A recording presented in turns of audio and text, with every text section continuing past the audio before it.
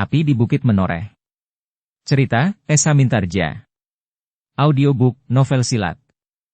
Bab 473. Jantung Swandaru rasa-rasanya tersentuh oleh kata-kata Ki Gede. Tetapi ia tidak ingin sempat merenungi kata-kata itu. Karena itu, maka katanya. Sudahlah, ayah. Tidak ada pertimbangan apapun lagi. Besok kita pergi ke Mataram. Sementara itu, aku minta Pandanwangi mempersiapkan diri menghadapi kemungkinan buruk karena sikap orang-orang Mataram.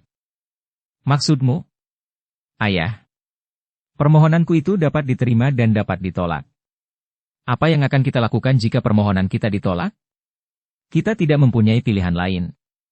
Jika permohonan kita ditolak, maka kita akan memaksakan kehendak kita itu. Jika perlu dengan kekerasan. Kakang, suara Pandanwangi meninggi. Kita tidak mempunyai pilihan lain, Pandanwangi. Kau juga tidak mempunyai pilihan lain selain mendukung perjuanganku. Apa yang sebenarnya telah terjadi dengan kau, Kakang? Apa? Apa yang terjadi atas diriku? Aku mewakili satu batasan waktu bagi Kademangan Sangkal Putung. Jika aku tidak berhasil membuat Sangkal Putung menjadi sebuah tanah perdikan, maka aku akan merasa bersalah bagi anak cucu yang akan hidup di Sangkal Putung kemudian. Apa yang dapat kita tinggalkan bagi anak cucu? Apakah masa hidup kita tidak meninggalkan arti apa-apa bagi anak cucu? Banyak yang dapat kita tinggalkan bagi anak cucu kita, selain ketetapan bahwa Sangkal Putung menjadi sebuah tanah perdikan, Kakang, berkata Pandanwangi. Kita tidak akan membicarakannya. Aku sudah menetapkan bahwa Sangkal Putung harus menjadi tanah perdikan. Wajah Pandanwangi terasa menjadi panas. Demikian pula telinga Ki Gede menoreh. Sementara itu, Swandaru pun berkata selanjutnya. Pandanwangi, jika kita harus menekan Mataram dengan kekerasan, maka kita harus menyusun rencana dengan sebaik-baiknya. Kita tidak akan dapat begitu saja melakukannya. Siapakah yang kau maksud dengan kita, Nger? Bertanya Ki Gede. Kau dengan Pandanwangi, atau Sangkal Putung dan tanah perdikan menoreh? Aku dan Pandanwangi. Juga Sangkal Putung dan tanah perdikan menoreh. Jika yang kau maksud kau dan Pandanwangi, maka silahkan kalian membicarakannya. Tetapi jika itu menyangkut tanah perdikan menoreh, maka aku adalah kepala tanah perdikan ini. Aku tahu, ayah. Tetapi Pandanwangi adalah anak kepala tanah perdikan menoreh, ia satu-satunya anaknya. Meskipun Pandanwangi adalah satu-satunya anakku, tetapi segala keputusan yang menyangkut tanah perdikan menoreh adalah wewenangku. Jadi apa artinya Pandanwangi bagiku, jika ia tidak dapat mendukung perjuanganku? Apa artinya aku mempunyai seorang mertua yang menjadi kepala tanah perdikan, jika ia tidak dapat mendukung satu pencapaian cita-cita yang tinggi? Bukankah lebih baik aku tidak mempunyai keluarga di tanah perdikan menoreh? Dada Ki Gede bagaikan diketuk dengan landean tombak. Tetapi sebagai orang tua ia tidak segera mengambil sikap menuruti gejolak perasaannya. Ia masih mengingat kepentingan Pandanwangi, yang pada saat itu mengatupkan giginya rapat-rapat. Ki Gedelah yang kemudian berbicara. Kita menunggu Angger Agung Sedayu. Mungkin Ki Lurah itu mempunyai pikiran yang lebih jernih dari kita semuanya. Baik, berkata Swandaru, yang sudah benar-benar menjadi seperti orang yang sedang mabuk. Aku akan menunggu Kakang Agung Sedayu. Tetapi jangan berharap bahwa pendirianku akan berubah. Sekarang, biarlah Angger Swandaru beristirahat saja dahulu. Mungkin Angger Swandaru akan pergi ke Pakiwan. Nanti badannya akan segera menjadi segar kembali. Dalam pada itu, Sekar Mirah dan Rara Wulan menjadi gelisah di rumah. Dipanggilnya Gelagah Putih untuk menemani mereka berbincang. Apa yang sebenarnya telah terjadi dengan Kakang Swandaru, bertanya Sekar Mirah. Gelagah Putih dengan ragu-ragu bertanya. Apakah aku diizinkan pergi ke rumah Ki Gede? Jangan. Kau di sini saja. Kita menunggu Ki Jayaraga dan Empu Wisanata. Gelagah Putih menarik nafas dalam-dalam. Namun ia pun kemudian berkata. Jika kita di sini saja, kita tidak tahu perkembangan pembicaraan mereka. Biarlah nanti Kakangmu Agung Sedayu sajalah yang datang ke sana. Itu pun harus menunggu jika ia dipanggil. Jika tidak, maka kita tidak berhak mencampuri persoalan Kakang Swandaru dengan Mbokayu Pandanwangi. Tetapi bukankah Mbokayu Sekar Mirah pernah mencampurinya? Tetapi dalam suatu keadaan yang khusus. Jika keadaan seperti itu terulang kembali, Sekar Mirah memandang Gelagah Putih dengan tajamnya. Namun kemudian ia pun berdesis. Mudah-mudahan tidak. Gelagah Putih terdiam. Baru beberapa saat kemudian, Agung Sedayu datang dari baraknya. Demikian ia melihat Sekar Mirah, Rara Wulan dan Gelagah Putih menyongsongnya dengan wajah gelisah, maka Agung Sedayu itu pun berkata, "Ada apa?" "Silahkan naik dahulu, Kakang," jawab Sekar Mirah. Gelagah Putihlah yang menerima kuda Agung Sedayu itu dan membawanya ke kandang. "Minumlah, Kakang." Sekar Mirah pun mempersilahkan, setelah menghidangkan semangkuk minuman hangat. "Apa yang telah terjadi?" bertanya Agung Sedayu. "Kakang Swandaru telah datang di rumah Ki Gede. Ia memanggil Pandan Wangi untuk menemuinya, tetapi sendiri. Aku, Kakang dan yang lain tidak boleh pergi bersama Pandan Wangi." "Ada apa lagi dengan Adi Swandaru itu? Apakah kedatangannya di Mataram mendapat sambutan yang sangat buruk?" "Kita akan pergi ke sana, Kakang." "Ya. Tetapi kita harus menunggu dipanggil. Tanpa dipanggil kita, tidak dapat datang ke rumah Ki Gede. Jika perlu, apa salahnya kita pergi menemui Swandaru?" Sekar Mirah menarik nafas dalam-dalam. "Apakah Ki Jayaraga sudah pulang?" bertanya Agung Sedayu pula. "Belum. Kita menunggu keterangannya. Mudah-mudahan orang-orang tua itu tidak kelelahan di jalan dan tertidur di bawah pohon yang rindang." "Ah, tentu tidak. Mereka tahu, tugas yang mereka emban terhitung tugas yang penting." "Baiklah. Kita menunggu keduanya, sambil menunggu dipanggil oleh Ki Gede." Beberapa saat mereka masih berbicara. Gelagah Putih yang ikut pula duduk bersama mereka juga menunjukkan kecemasannya. Mereka tidak tahu apa yang sebenarnya terjadi dengan Swandaru. Tetapi sikap Swandaru itu benar-benar mendebarkan. Sampai saatnya senja turun, belum ada utusan dari Ki Gede untuk memanggil Agung Sedayu dan Sekar Mirah. Karena itu, maka keduanya pun menjadi semakin gelisah. Apakah Swandaru berselisih dengan Pandan Wangi sehingga sampai pada puncaknya, atau bahkan dengan Ki Gede menoreh, atau apapun mungkin saja dapat terjadi. Dalam pada itu, ketika hari menjadi gelap, maka 2 ekor kuda berderap di sepanjang jalan di muka rumah Agung Sedayu. Keduanya berhenti di depan regol. "Agaknya Ki Jayaraga dan Empu Wisanata," desis Agung Sedayu. Gelagah Putihlah yang membuka pintu peringgitan. Sebenarnya lah yang datang adalah Ki Jayaraga dan Empu Wisanata. "Marilah, Ki Jayaraga, marilah Empu." Gelagah Putih mempersilahkan. Keduanya pun mengikat kuda mereka di patok-patok yang tersedia di sebelah pendapa. Rasa-rasanya mereka tidak sempat membawa kuda-kuda mereka ke kandang. Demikian mereka masuk, Sukralah yang kemudian menuntun kuda-kuda itu ke belakang, sambil bergeremang. Orang-orang seisi rumah ini menjadi semakin malas. Biasanya mereka langsung membawa kuda-kuda ke kandang, sekarang mereka biarkan saja kuda-kuda itu di halaman. Lebih-lebih lagi Empu Wisanata. Ia meminjam kuda dan tidak mau mengembalikan ke kandang. Namun dalam pada itu, Ki Jayaraga dan Empu Wisanata sudah duduk di ruang dalam bersama Agung Sedayu, Sekar Mirah, Gelagah Putih dan Rara Wulan. Apa yang Ki Jayaraga dan Empu Wisanata lihat? Ki Jayaraga berpaling kepada Empu Wisanata, sementara itu Empu Wisanata pun berkata, "Silahkan Ki Jayaraga sajalah yang menyampaikannya." Ki Jayaraga menarik nafas dalam-dalam. Sementara itu Agung Sedayu dan yang lain-lain menunggu dengan jantung yang berdebar-debar. "Ki Lurah," berkata Ki Jayaraga. "Apakah aku sebaiknya mengatakan apa adanya?" "Ya. Sudah tentu, Ki Jayaraga." "Yang diduga Empu Wisanata ternyata benar," berkata Ki Jayaraga. "Yang disebut Ki Ambara itu pernah dikenalnya berada di dalam lingkungan kelompok Ki Sabalintang. Ia seorang yang sangat berpengaruh dan berilmu tinggi. Apakah Ki Ambara itu ikut menyerang Tanah Perdikan Menoreh beberapa saat yang lalu?" Ki Jayaraga menggeleng. Katanya, "Tidak. Ki Ambara tidak ada di antara mereka yang datang menyerang Perdikan Menoreh." "Bagaimana Empu Wisanata yakin bahwa Ki Ambara itu termasuk salah seorang yang berada di dalam lingkungan kelompok Ki Sabalintang?"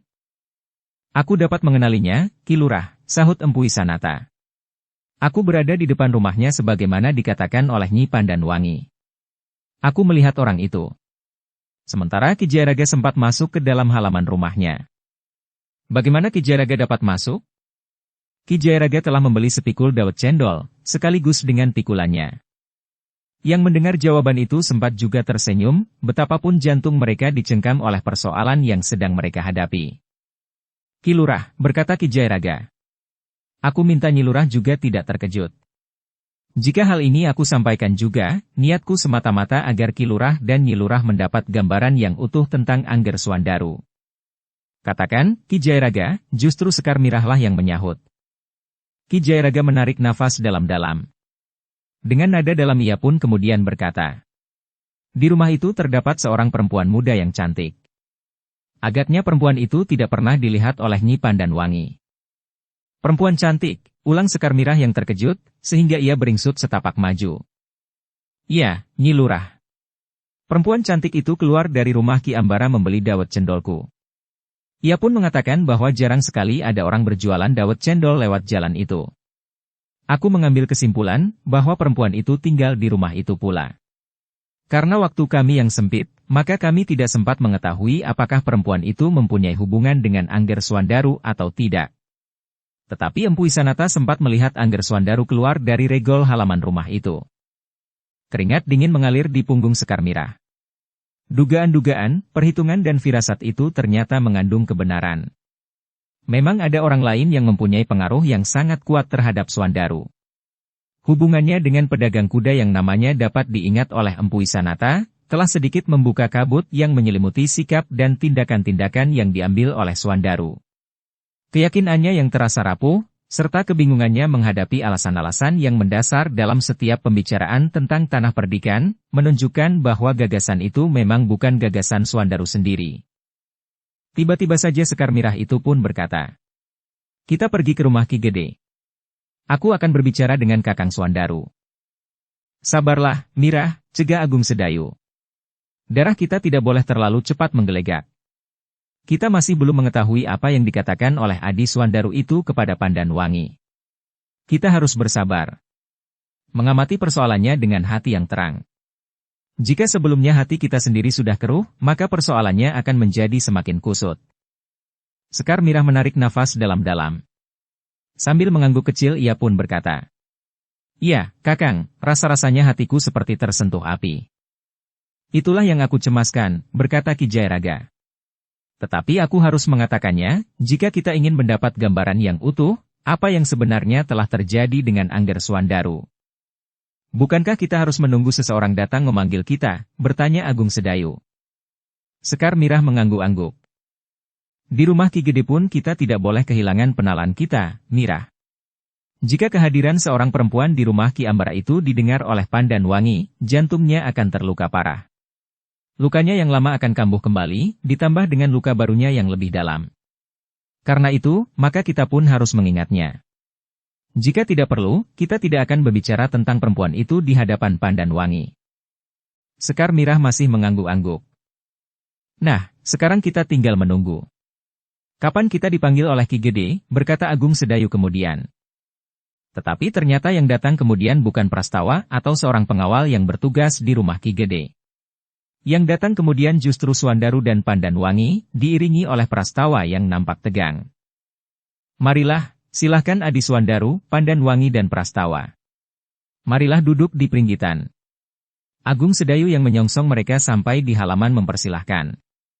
"Terima kasih, Kakang," sahut Swandaru. Namun nada suaranya terdengar mengambang. Sejenak kemudian, Swandaru, Pandanwangi dan Prastawa itu sudah duduk di pringgitan, ditemui oleh Agung Sedayu dan Sekar Mirah. Sedangkan yang lain masih tetap duduk di ruang dalam. "Kenapa mereka tidak dipersilahkan duduk di sini pula, Kakang?" berkata Swandaru. "Biarlah mereka di dalam bersama Ki Jairaga, Adi," jawab Agung Sedayu. Swandaru menarik nafas dalam-dalam. Dipandanginya lampu minyak yang sudah menyala di atas ajuk-ajuk. Angin berhembus semilir. Namun punggung baju Swandaru telah menjadi basah oleh keringat. "Aku sudah bersiap-siap untuk pergi ke rumah Ki Gede jika aku dipanggil." Demikian pula Sekar Mirah yang sudah tidak sabar lagi. "Ternyata malah kau yang datang kemari, Adi. Akulah yang mempunyai keperluan. Karena itu, akulah yang datang kemari. Aku merasa gelisah sejak Pandanwangi kau panggil tadi, Kakang. Tetapi aku masih harus menunggu Kakang Agung Sedayu." Aku memang hanya ingin berbicara dengan Pandan Wangi lebih dahulu, Sekar Mirah. Setelah pembicaraanku dengan Pandan Wangi mendapat kesepakatan, maka aku baru akan berbicara dengan Kakang Agung Sedayu dan Sekar Mirah. Nampaknya ada yang sangat penting, Adi Swandaru. Jangan berpura-pura tidak tahu, Kakang, sahut Swandaru. Agung Sedayu mengerutkan dahinya. Tetapi ia masih juga tersenyum sambil berdesis. Aku tidak berpura-pura, Adi. Aku memang tidak tahu, apakah masih ada yang penting yang harus dibicarakan. Menurut dugaanku, setelah kau tadi pergi ke Mataram dan mencabut surat permohonanmu, maka tidak ada lagi masalah yang membuatmu gelisah. Aku tidak pergi ke Mataram. Heh? Kenapa? Aku mengambil keputusan lain, Kakang. Aku telah membatalkan niatku untuk menarik kembali surat permohonan itu. Agung Sedayu menarik nafas panjang, sementara Sekar Mirah nampak menjadi gelisah sekali. Rasa-rasanya Sekar Mirah ingin membiarkan gejolak perasaannya meloncat keluar. Tetapi ia berusaha untuk tidak mendahului suaminya. Kenapa pendirianmu berubah lagi, Adi Swandaru? Aku sudah kepalang basah, Kakang. Rasa-rasanya aku bukan laki-laki, jika aku datang menghadap para pemimpin di Mataram untuk menarik surat permohonan itu. Adi Swandaru. Kenapa kau berpikir bahwa menarik surat permohonan itu dapat dianggap bukan laki-laki? Aku sudah memutuskan untuk tidak menarik surat permohonanku itu. Adi. Kita dapat menilai ulang, apakah untung ruginya jika kau mengajukan permohonan untuk menetapkan Sangkal Putung menjadi sebuah tanah perdikan. Tidak, Kakang. Aku sudah memutuskan untuk tidak membicarakannya lagi. Aku datang ke Tanah Perdikan untuk mengajak Kakang Agung Sedayu dan Ki Gede untuk pergi ke Mataram. Aku minta Kakang Agung Sedayu dan Ki Gede memperkuat tuntutanku, agar Sangkal Putung dijadikan sebuah tanah perdikan. Sekar Mirah yang mendengar jawaban Swandaru itu beringsut sejengkal, namun Agung Sedayu dengan cepat mendahuluinya. Adi Swandaru. Jika kau ingin mengajak aku dan Ki Gede menoreh pergi ke Mataram, apakah kau kira kedatangan kami itu akan berpengaruh terhadap para pemimpin di Mataram? Tentu, Kakang. Aku tahu bahwa Kakang Agung Sedayu dan Ki Gede mempunyai pengaruh yang besar terhadap para pemimpin di Mataram. Seandainya kami mempunyai pengaruh yang besar, apakah kau kira para pemimpin itu berani mengambil keputusan? Tentu, kenapa tidak? Jangan berbicara lagi tentang Panembahan Senapati yang sakit. Yang sakit biarlah sakit. Persoalan Sangkal Putung harus berjalan terus. Adi Swandaru. Apakah Ki Gede sudah mengambil keputusan untuk pergi ke Mataram? Tergantung kepadamu, Kakang. Jika kau bersedia, maka Ki Gede pun akan bersedia. Tetapi bukankah kita sudah sepakat, bahwa kau akan menarik surat permohonanmu? Jangan melingkar-lingkar begitu, Kakang. Sudah aku katakan, aku tidak mau berbicara lagi tentang surat itu. Niatku sudah bulat. Pergi ke Mataram bersama Ki Gede dan Kakang Agung Sedayu. Tiba-tiba saja Sekar Mirah, yang tidak tahan lagi, bertanya. Siapakah yang mendorongmu untuk berbuat seperti itu, Kakang? Swandaru terkejut sekali mendengar pertanyaan Sekar Mirah. Namun kemudian dengan tegas ia pun berkata. Yang mendorongku adalah rakyat Sangkal Putung. Terutama bagi masa depan. Mereka harus mendapat tempat yang lebih baik dari sekarang. Apakah dengan meningkatkan Sangkal Putung menjadi sebuah tanah perdikan itu satu-satunya cara untuk memberikan peninggalan yang berarti bagi masa depan? Sudah. Aku tidak akan berbicara apa-apa. Besok kita pergi ke Mataram. Sekar Mirah masih ingin menjawab. Tetapi Agung Sedayu pun mendahuluinya. Adi Swandaru. Seandainya, sekali lagi seandainya, aku dan Ki Gede bersedia berangkat, tetapi jawaban Mataram justru tidak. Apa yang akan kita lakukan? Itu tidak adil. Mataram harus mengakui pengabdian dan bahkan pengorbanan yang pernah kami berikan. Korban harta, benda dan jiwa. Apapun pendapat kita, tetapi jika Mataram tetap tidak mau, meskipun mereka kita sebut tidak adil, tidak tahu diri dan segala macam sifat dengki, mereka tetap pada sikap mereka. Wajah Swandaru menjadi merah. Sambil menggeretakkan giginya ia pun berkata. Kakang, aku sudah kepalang basah. Aku sudah menetapkan bahwa Sangkal Putung harus menjadi tanah perdikan. Jika Mataram tidak mau menetapkan Sangkal Putung menjadi tanah perdikan, maka biarlah aku sendiri yang menetapkan Sangkal Putung menjadi tanah perdikan. Kalau Mataram tidak mau mengakuinya, akulah yang akan menentukan apakah Mataram akan mengakuinya atau tidak. Kakang, suara Sekar Mirah meninggi. Apa maksudmu? Jika Mataram menolak, aku tidak mempunyai pilihan lain.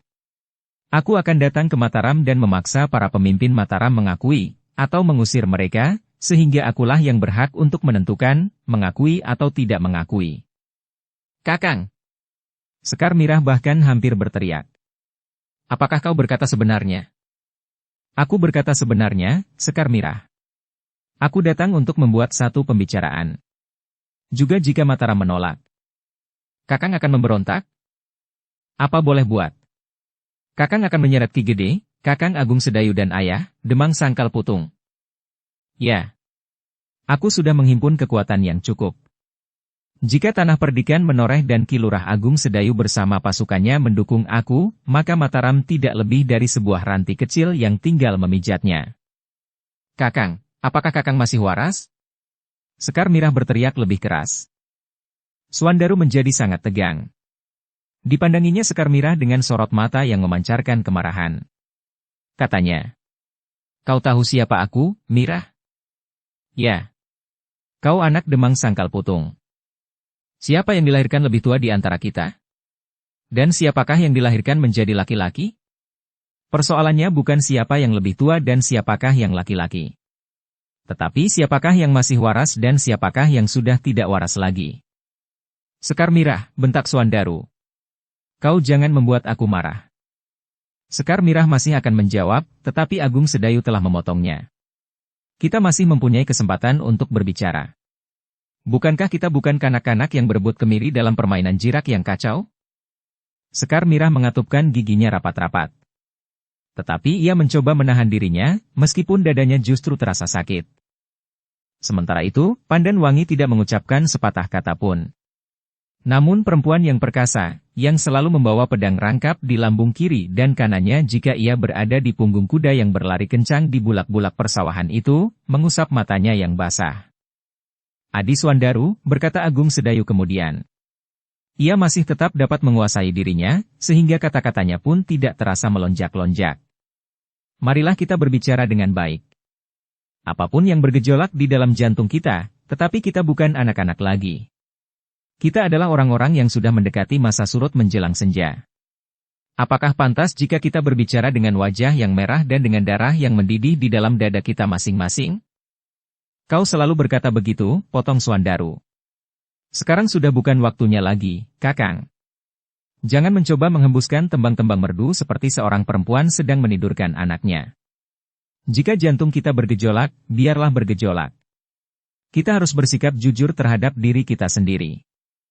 Adi Suandaru. Apakah kau juga jujur terhadap dirimu sendiri? Tidak biasanya pendirianmu rapuh seperti sekarang ini. Kau adalah seorang yang berpegang pada keyakinan yang teguh. Tetapi tidak sekarang ini. Hatimu nampak begitu lemah, dan tidak berpijak pada alas pendirian yang kuat. Setiap kali pendirianmu berpaling. Berapa kali kau berubah pendirian? Itu satu pertanda, bahwa gagasan tentang Tanah Perdikan itu tidak datang dari dirimu sendiri. Jangan terlalu banyak berbicara, Kakang, suaramu membuat telingaku sakit. Kau tidak mempunyai pilihan lain kecuali mendukung permohonanku kepada para pemimpin di Mataram. Tetapi Agung Sedayu justru tertawa. Katanya, kau jangan memaksa dirimu sendiri. Aku tahu bahwa kau tidak mau mendengar pendapat orang lain, karena nuranimu sendiri sependapat dengan pendapat Ki Gede, pendapatku, pendapat Sekar Mirah, dan pendapat Pandan Wangi. Cukup. Cukup, Kakang Agung Sedayu. Sekarang jawab pertanyaanku. Besok kau mau pergi ke Mataram atau tidak? Jawab Agung Sedayu menggetarkan jantung Suandaru. Biasanya Agung Sedayu tidak pernah berkata setegas itu. Namun saat itu, Agung Sedayu menjawab singkat. Tidak. Aku tidak mau pergi ke Mataram bersamamu untuk kepentingan yang tidak masuk akal itu. Sejenak Suandaru tercenung. Dipandanginya Agung Sedayu dengan sorot mata yang menyala. Ia tidak mempunyai pilihan lain, kecuali jalan terakhir yang harus ditempuhnya. Menantang Agung Sedayu untuk mengadu kemampuan ilmu. Kakang Agung Sedayu, berkata Suandaru. Kau adalah saudara tuaku. Tetapi kau tidak pantas untuk dihormati. Kau tidak mendukung perjuangan adik seperguruanmu, tetapi kau justru menghalanginya. Jika demikian, buat apa aku mempunyai saudara seperguruan kau, Kakang? Terserah kepadamu, Adi. Bagiku, kau adalah adik seperguruanku. Aku tidak akan pernah memutuskan hubungan itu.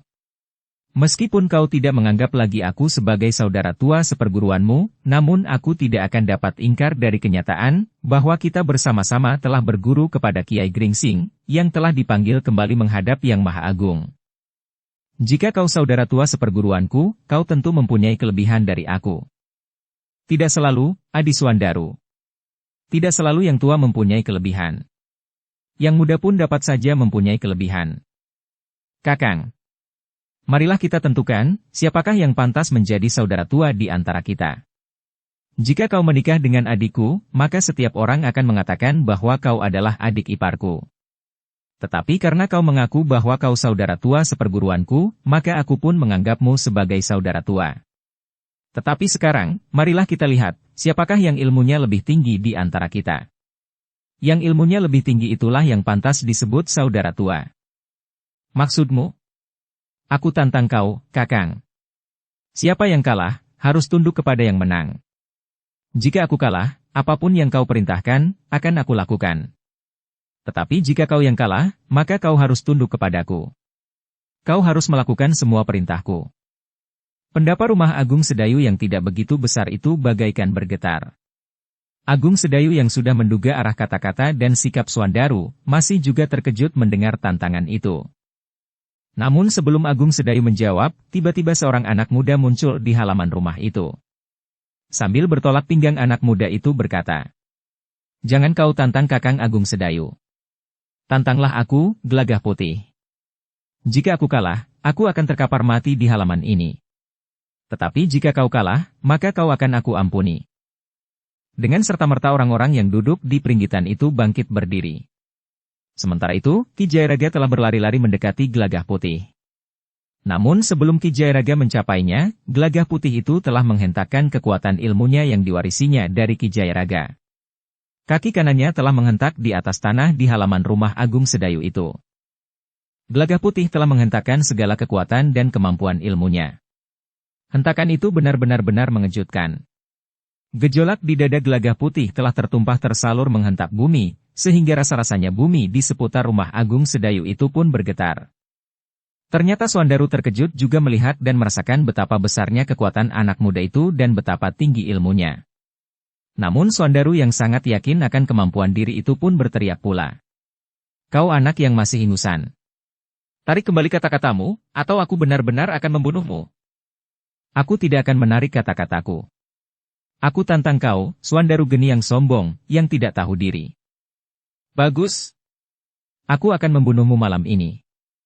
Besok aku akan menantang Kakang Agung Sedayu." Ki Jayaraga yang sudah berdiri di samping Gelagah Putih memegangi pundak anak muda itu, sambil berkata, "Kau tidak boleh berbuat seperti itu, Gelagah Putih. Aku muak mendengar kata-katanya yang penuh dengan kesombongan, yang selalu menganggap Kakang Agung Sedayu bodoh, malas, lambat, dan apalagi. Sekarang biarlah dibuktikan, siapakah yang bodoh, yang malas dan yang lambat itu. Tetapi kau tidak boleh mencampuri persoalan antara Kakangmu Agung Sedayu dan Ki Suandaru. Mereka adalah saudara seperguruan, sehingga biarlah mereka menyelesaikan persoalan mereka sendiri. Terakhir, aku dan Ayah Widura juga sudah diakui sebagai murid utama Kiai Gringsing. Itu berarti bahwa aku juga saudara seperguruan Kakang Agung Sedayu dan Kakang Suandaru. Karena itu pula, maka aku dapat ikut campur dalam persoalan yang timbul di antara murid-murid utama dari perguruan orang bercambuk." "Jangan dicegah," berkata Suandaru. "Anak itu tidak pantas untuk tetap menjadi murid dari perguruan orang bercambuk. Karena itu, aku harus menyingkirkannya. Aku akan menerima tantangannya itu sekarang." Pendapa dan halaman rumah Agung Sedayu itu menjadi tegang, Agung Sedayu pun menjadi bingung. Ia tidak dapat membiarkan Suandaru berperang tanding dengan Gelagah Putih. Meskipun belum pasti, karena masih ada kemungkinan-kemungkinan lain yang dapat terjadi di dalam dunia olah kanuragan, namun menurut perhitungan Agung Sedayu, sulit bagi Suandaru untuk dapat mengalahkan Gelagah Putih. Sementara itu, kemudahan Gelagah Putih akan sangat berbahaya bagi Suandaru, Sebagaimana gejolak di dalam dada Suandaru pun akan sangat berbahaya bagi Gelagah Putih. Karena itu, maka Agung Sedayu itu tidak mempunyai pilihan lain. Ia harus mencegah agar Suandaru dan Gelagah Putih tidak berbenturan di dalam perang tanding. Sekar Mirah dan Pandan Wangi pun menjadi sangat cemas. Hentakan kaki Gelagah Putih yang marah itu telah memberikan isyarat kepada mereka bahwa ilmu anak muda itu cukup tinggi. Anak muda yang sering bermain-main dengan Raden Rangga, yang diakui sebagai salah satu murid utama Kiai Gringsing, dengan penempaan diri serta mesuraga tanpa ada jemu-jemunya itu, telah menyimpan kekuatan serta tenaga dalam yang sangat besar. Dengan cemas Sekar Mirah pun berkisar mendekati Agung Sedayu sambil berdesis. "Kakang, tolong, Kakang. Jangan biarkan benturan ini terjadi." Agung Sedayu tidak sempat berpikir panjang. Ia sendiri sama sekali tidak bermimpi untuk membenturkan ilmunya dengan Suandaru. Tetapi untuk mencegah benturan ilmu antara Suandaru dan Gelagah Putih, maka Agung Sedayu itu pun kemudian berkata lantang. "Adi Suandaru, kau masih terikat dengan tantanganmu kepadaku. Aku belum menjawab tantangan itu, kau tidak boleh menerima tantangan orang lain." Wajah Suandaru menjadi tegang. Sementara itu, Gelagah Putih pun berkata lantang. "Tidak, Kakang. Aku akan mewakili Kakang dalam perang tanding ini." "Gelagah Putih," potong Ki Jayaraga. "Kau harus mendengarkan kata-katanya. Ia adalah kakak sepupumu. Ia juga gurumu. Kau pun harus mendengar kata-kataku, jika kau masih menganggap bahwa aku adalah seorang dari gurumu. Anak itu tidak patut menjilat ludahnya kembali. Ia sudah menantang aku. Karena itu, ia pun harus menghadapi aku dalam perang tanding." "Adi Suandaru," sahut Agung Sedayu. "Kau pun sudah menantang aku lebih dahulu. Karena itu, kau harus menghadapi aku lebih dahulu." Gelagah Putih mungkin saja dapat menyebut dirinya mewakili aku. Tetapi ia bukan lurah prajurit dari pasukan khusus Mataram di tanah perdikan menoreh. Bukankah yang kau perlukan antara lain kekuatan prajurit dari pasukan khusus itu, di samping pengawal tanah perdikan ini? Ya. Karena itu, kau harus melawan aku lebih dahulu. Aku terima syaratmu. Jika aku kalah, maka aku akan tunduk kepadamu, termasuk pasukan yang berada di bawah kekuasaanku. Sementara itu, menurut katamu, jika aku bersedia membantumu, Ki Gede Menoreh pun akan bersedia pula melakukannya. Tetapi jika aku menang, maka kaulah yang harus tunduk kepadaku." Suandaru memandang Agung Sedayu dengan tajamnya. Matanya pun kemudian menyala. Sambil tersenyum ia pun berkata, "Bagus, bagus Kakang. Kita akan memperbandingkan ilmu kita. Yang kalah akan tunduk kepada yang menang. Aku setuju bahwa kita akan melakukannya lebih dahulu. Baru kemudian aku akan membungkam mulut anak itu, agar ia tahu di mana ia harus berdiri." "Tidak." Gelagah Putih menyahut. "Kita akan melakukannya lebih dahulu." "Tidak, Gelagah Putih. Bukan kau. Aku tahu, Kakang Agung Sedayu hanya ingin mencegah agar tidak terjadi benturan kekuatan antara aku dan Kakang Suandaru." Ki Jayaragalah yang kemudian menyela. "Dengarkan kata-kata kakakmu, Gelagah Putih. Kakang tidak akan pernah menerima tantangan seperti ini. Selama ini Kakang Agung Sedayu selalu mengekang diri. Jika Kakang Agung Sedayu harus berkelahi melawan Kakang Suandaru, ia tentu akan mengalah. Sekarang tidak," bentak Ki Jayaraga. "Taruhannya terlalu besar untuk mengalah, Gelagah Putih. Sebelumnya, biarlah Kakang Suandaru menakar kemampuan dirinya untuk menghadapi kemampuan Kakang Agung Sedayu." Gelagah Putih masih berkeras. "Ternyata apa yang dikatakan oleh Kakangmu Agung Sedayu benar," desis Ki Jayaraga. "Apa, Guru? Kau masih terlalu muda untuk mewarisi ilmu puncak sigar bumi. Secara wadah kau memang mampu menampung beban yang timbul karena ilmu itu. Tetapi secara jiwani, kau memang belum masak untuk memilikinya." "Guru," desis Gelagah Putih. "Kau tidak dapat berbuat lain kecuali mendengarkan perintah Kakangmu Agung Sedayu, yang juga gurumu." Gelagah Putih terdiam. Tetapi terdengar dadanya berdentangan semakin cepat.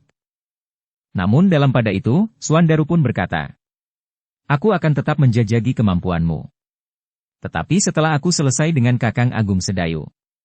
Meskipun dunia ini mencegahmu, tidak sepatutnya kau urungkan tantanganmu." "Guru," berkata Gelagah Putih. "Guru dengar kata-katanya? Tetapi kau harus menunggu." Gelagah Putih menggeretakkan giginya. Sementara itu, Suandaru pun berkata, "Sekarang aku akan pulang ke rumah Ki Gede. Besok pagi, kita akan bertemu, Kakang. Aku menunggumu di Pancuran Watu Item. Kau boleh membawa saksi siapapun juga. Aku juga boleh membawa saksi seberapa aku inginkan." Agung Sedayu tidak menjawab, sementara Suandaru tidak menunggu lebih lama lagi. Sambil melangkah ia pun berkata, "Marilah Pandan Wangi, kita pulang." Pandan Wangi seakan-akan telah kehilangan pribadinya. Ia berpaling memandang Sekar Mirah dengan mata yang berkaca-kaca. Namun Pandan Wangi itu pun kemudian melangkah mengikuti suaminya. Sejenak kemudian, Suandaru dan Pandan Wangi telah hilang di balik regol halaman rumah Agung Sedayu. Sementara itu beberapa orang yang berada di pendapa dan di halaman masih juga berdiri dengan tegang. Namun kemudian Agung Sedayu pun berdesis, "Marilah, kita kembali ke ruang dalam." Gelagah Putih masih berdiri dengan tegang di halaman. Ki Jayaragalah yang kemudian menarik lengannya sambil berkata, "Marilah. Kita duduk di ruang dalam." Gelagah Putih tidak menjawab. Tetapi kakinya melangkah naik ke pendapa, melintasi peringgitan masuk ke ruang dalam. "Aku tidak mempunyai pilihan," desis Agung Sedayu. "Aku mengerti, Kakang. Mudah-mudahan segala sesuatunya dapat terkendali." Gelagah Putih menundukkan kepalanya. Ia harus berusaha untuk menahan diri. "Besok aku akan pergi ke Pancuran Watu Item. Pagi-pagi aku akan pergi ke barak. Pada saat matahari sepenggalah, aku sudah berada di rumah lagi.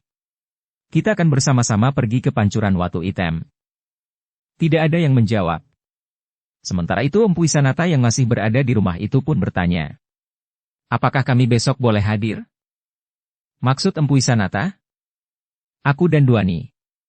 "Silahkan, Empu." Empu Isanata pun kemudian minta diri meninggalkan rumah Agung Sedayu itu.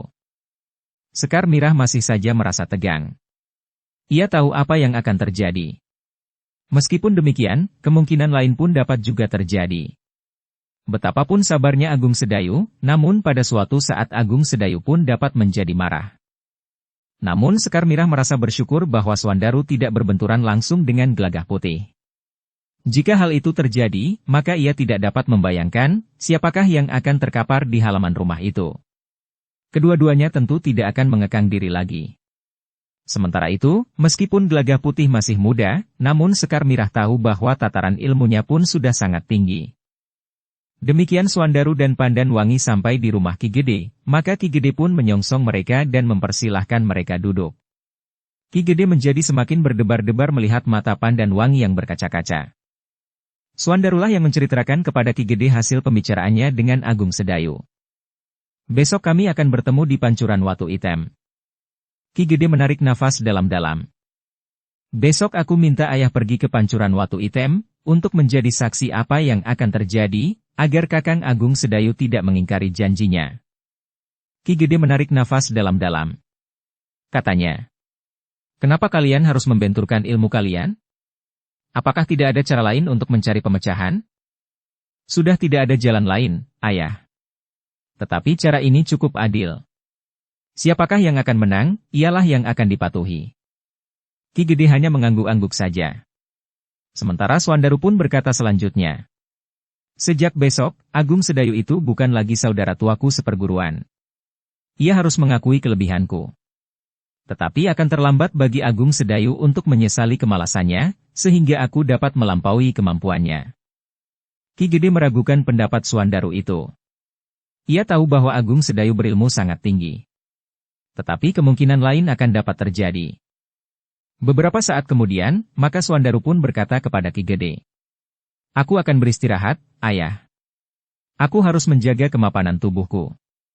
Besok aku akan menunjukkan kepada Agung Sedayu bahwa kemalasan dan keseganannya meningkatkan ilmunya, berakibat buruk bagi dirinya." Ki Gede pun mengangguk sambil menjawab, "Baiklah. Beristirahatlah." Setelah mencuci kakinya di pakiwan serta berganti pakaian, Suandaru pun membaringkan dirinya. Sambil tersenyum ia pun berkata kepada Pandan Wangi, "Pandan Wangi, kau besok akan menyaksikan bahwa akulah yang pantas menjadi saudara tertua bagi murid-murid utama Kiai Gringsing." Besok pun aku akan menyatakan kuasaku sebagai saudara tua bagi Gelagah Putih, yang telah berani menantangku. Apa yang akan kau lakukan atas anak itu, Kakang? Bertanya Pandan Wangi dengan suara bergetar. Anak itu harus mohon maaf kepadaku. Jika ia berkeras kepala, maka aku tidak akan segan-segan menghukumnya dengan hukuman yang paling berat. Apakah maksud Kakang dengan hukuman yang paling berat? Aku tidak akan segan-segan membunuhnya. Kakang. Gelagah Putih adalah adik sepupu Kakang Agung Sedayu.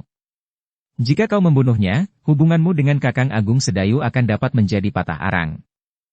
Jangankan sepupu Agung Sedayu. Jika besok Agung Sedayu mengingkari janji, maka aku tidak akan segan-segan membunuhnya. Jika Kakang Agung Sedayu juga bersikap demikian, tidak ada salahnya. Bagiku lebih baik tanpa Agung Sedayu, jika ia tidak mau membantuku. Pandan Wangi terdiam. Sekarang, aku akan tidur, berkata Swandaru kemudian. Pandan Wangi masih saja berdiam diri. Ketika ia memandang wajah Swandaru yang telah memejamkan matanya, Pandan Wangi itu melihat seleret senyum di bibir Swandaru. Namun Pandan Wangi itu pun berdoa, agar Agung Sedayu masih tetap sebagaimana Agung Sedayu yang dikenalnya. Jika Agung Sedayu kehilangan kendali, Pandan Wangi tidak dapat membayangkan apa yang akan terjadi dengan Swandaru. Berbeda dengan Swandaru yang segera tertidur, Agung Sedayu justru menjadi sulit untuk tidur. Bertarung untuk membuat perbandingan ilmu dengan adik seperguruannya yang akan terjadi esok pagi itu, sangat menggelisahkannya. Memang ada beberapa kemungkinan dapat terjadi. Namun Agung Sedayu tidak dapat meremehkan Swandaru, yang memang telah memiliki kemampuan ilmu cambuk sampai ke puncak. Menurut gelarnya, Agung Sedayu memang memiliki beberapa kelebihan. Tetapi dapat saja terjadi hal-hal di luar dugaan. Tidurlah, Kakang, desis Sekar Mirah. Kakang perlu beristirahat. Bukankah Kakang besok harus bangun pagi-pagi, pergi ke barak lebih dahulu, baru pergi ke pancuran Watu Item? Agung Sedayu mengangguk. Kakang, desis Sekar Mirah. Aku yang memintakan maaf bagi Kakang Swandaru. Jika besok benturan ilmu itu terjadi, aku mohon Kakang masih dapat memaafkannya. Agung Sedayu menarik nafas dalam-dalam. Katanya, Swandaru adalah seorang yang berilmu sangat tinggi, Sekar Mirah.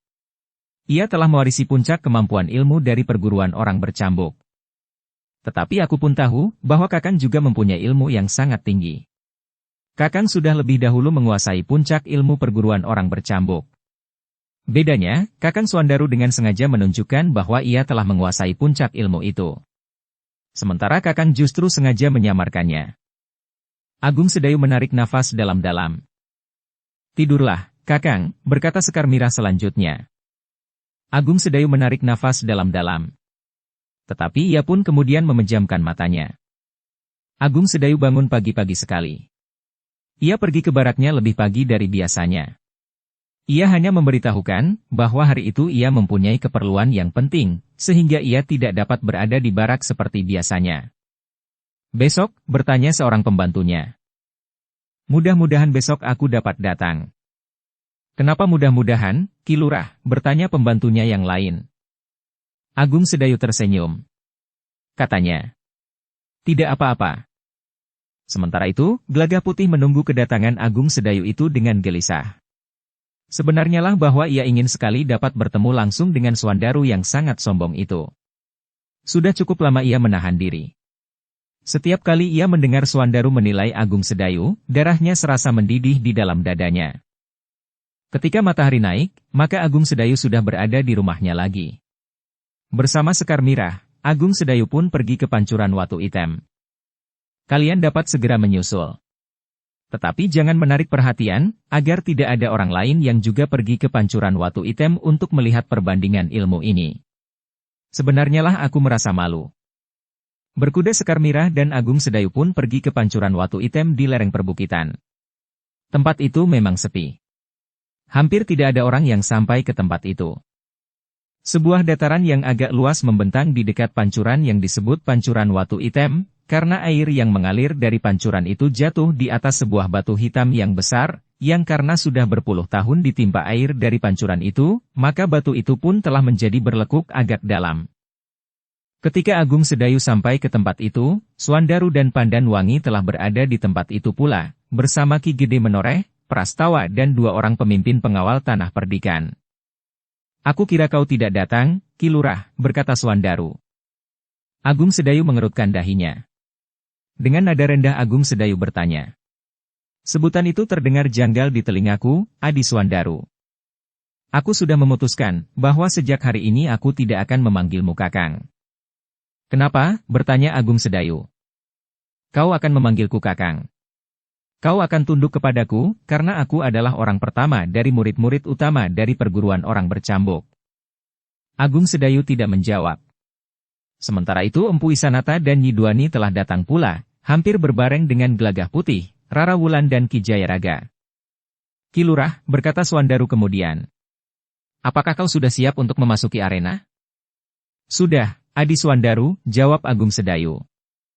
Swandaru tertawa. Katanya. Kau masih dapat memanggil aku Adi sekarang. Aku tidak berkeberatan, Ki Lurah, tetapi sebentar lagi semuanya akan berubah.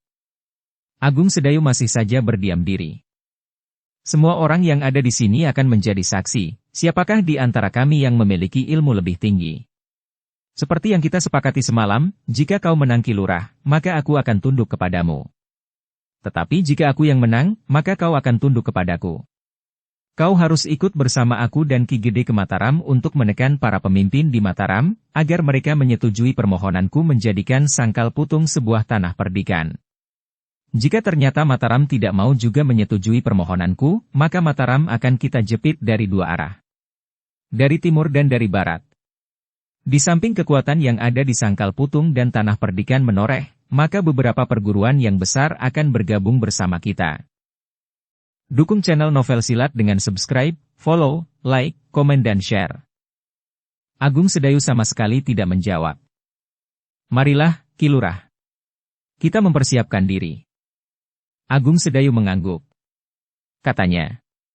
Aku sudah siap. Suasana pun menjadi tegang.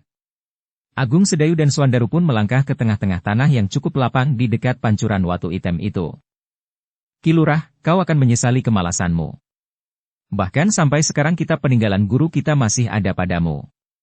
Tetapi kau sama sekali tidak memanfaatkannya. Setiap kali kau bertempur dengan orang-orang berilmu tinggi, maka kau mengalami luka parah. Hanya karena kebetulan saja kau selamat sampai sekarang. Tetapi kali ini, kemalasanmu itu akan membuatmu mengalami perubahan besar dalam susunan keluarga murid utama Kiai Gringsing.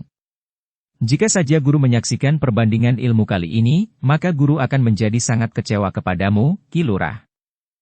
Aku tidak malas, Adi Swandaru, jawab Agung Sedayu. Aku sudah berusaha. Tetapi bukankah kemampuan seseorang itu terbatas, sehingga betapapun aku berusaha, tetapi hasilnya seperti yang akan kita lihat sekarang ini. Swandaru tertawa. Katanya. Jika Ki Lurah sudah merasa, apakah perbandingan ilmu ini perlu kita lanjutkan atau tidak? Jika Ki Lurah menyatakan kesediaannya tunduk kepadaku, maka aku pun tidak berkeberatan untuk mengurungkan perbandingan ilmu ini. Tidak, Adi Swandaru, berkata Agung Sedayu. Kita tidak akan mengurungkannya. Apapun yang terjadi, kita semuanya akan menjadi saksi. Swandaru mengerutkan dahinya. Namun kemudian sambil tertawa ia pun berkata. Baiklah, Ki Lurah. Kau sendirilah yang akan mempermalukan dirimu sendiri. Kau akan berlutut di hadapanku, untuk mengaku bahwa akulah yang tertua di antara murid utama Kiai Gringsing. Untuk selanjutnya kau akan tunduk kepada perintahku. Agung Sedayu tidak menjawab.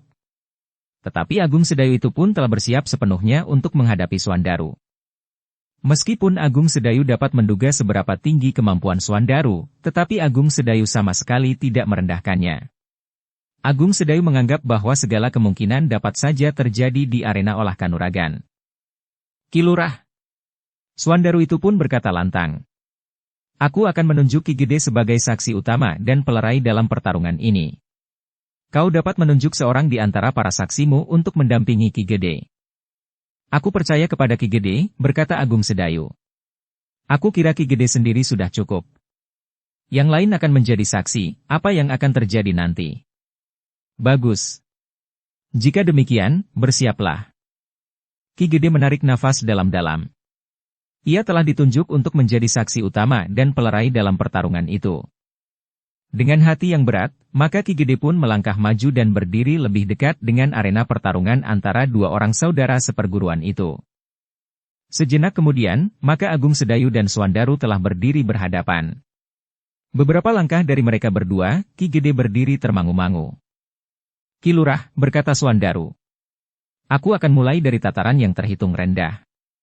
Aku akan meningkatkan ilmuku tataran demi tataran sehingga akhirnya aku tahu pada tataran manakah batas kemampuan Ki Lurah." Swandaru telah sering menyinggung perasaan Agung Sedayu. Tetapi kata-katanya itu benar-benar telah menusuk jantungnya seperti ujung duri kemarung. "Baiklah, Adi Swandaru," berkata Agung Sedayu. "Aku tidak akan melakukan sebagaimana kau lakukan. Jika aku langsung sampai pada tataran puncak ilmu orang bercambuk, jangan salahkan aku." Swandaru tertawa. Katanya, "Tentu tidak, Ki Lurah. Kau bebas melepaskan ilmumu pada tingkat yang kau kehendaki dan kau kuasai. Bahkan ilmu yang kau sadap dari siapapun. Juga yang kau warisi dari para pemimpin prajurit dari pasukan khusus, jika kau pernah mendapat latihan khusus pada saat kau diangkat untuk menjabat kedudukanmu yang sekarang. Baik, Adi Swandaru.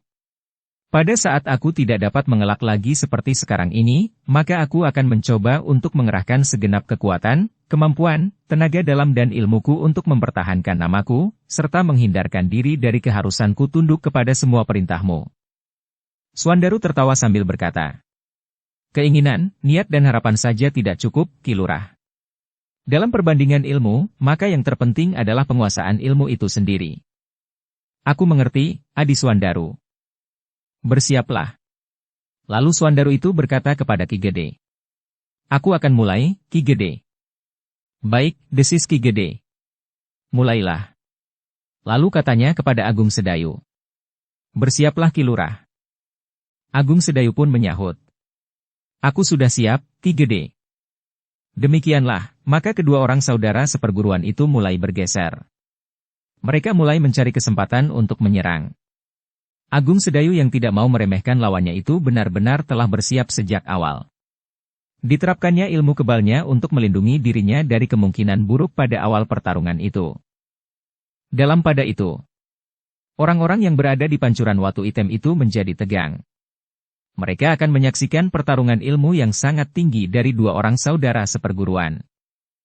Gelagah Putih telah menggeretakkan giginya. Ia menjadi tidak telaten melihat sikap Agung Sedayu. Ia ingin Agung Sedayu itu memberikan pukulan yang menentukan pada awal pertarungan, untuk menunjukkan tatarannya yang sebenarnya di mata Swandaru. Tetapi Agung Sedayu tidak melakukannya. Ia menunggu Swandaru mulai menyerang. Ia ingin melihat, di tataran yang manakah Swandaru itu akan mulai. Sejenak kemudian Swandaru mulai menyerang. Seperti yang dikatakannya, Swandaru mulai dari tataran yang terhitung rendah. Dengan semakin meningkatkan ilmunya, Swandaru akan dapat mengerti, pada tataran yang manakah puncak kemampuan Agung Sedayu itu. Ketika Swandaru itu mulai, maka Agung Sedayu benar-benar merasa tersinggung. Ia tidak pernah merasa direndahkan oleh adik seperguruannya itu sebagaimana saat itu. Swandaru mulai dari tataran awal dari ilmu perguruan orang bercambuk. "Kau boleh meremehkan aku," berkata Agung Sedayu di dalam hatinya. Tetapi tidak serendah itu. Karena itu, maka Agung Sedayu pun berniat untuk mengajari Swandaru untuk sedikit menghargainya. Demikianlah, maka sejenak kemudian pertarungan itu pun sudah benar-benar mulai, meskipun pada tataran mula sekali. Namun nampaknya Agung Sedayu tidak pernah berusaha untuk mengelakkan serangan-serangan Swandaru. Karena itu, maka serangan-serangan Swandaru itu pun dengan mudah dapat mengenai sasarannya. Beberapa kali serangan Swandaru mengenai Agung Sedayu, justru pada saat Swandaru baru mulai pada tataran awal dari ilmunya. Swandaru sendiri merasa heran. Betapapun rendahnya ilmu Agung Sedayu. Tetapi ia tentu sudah berada di atas tataran itu. Swandaru itu pun mulai berpikir, apa yang dilakukan oleh Agung Sedayu itu.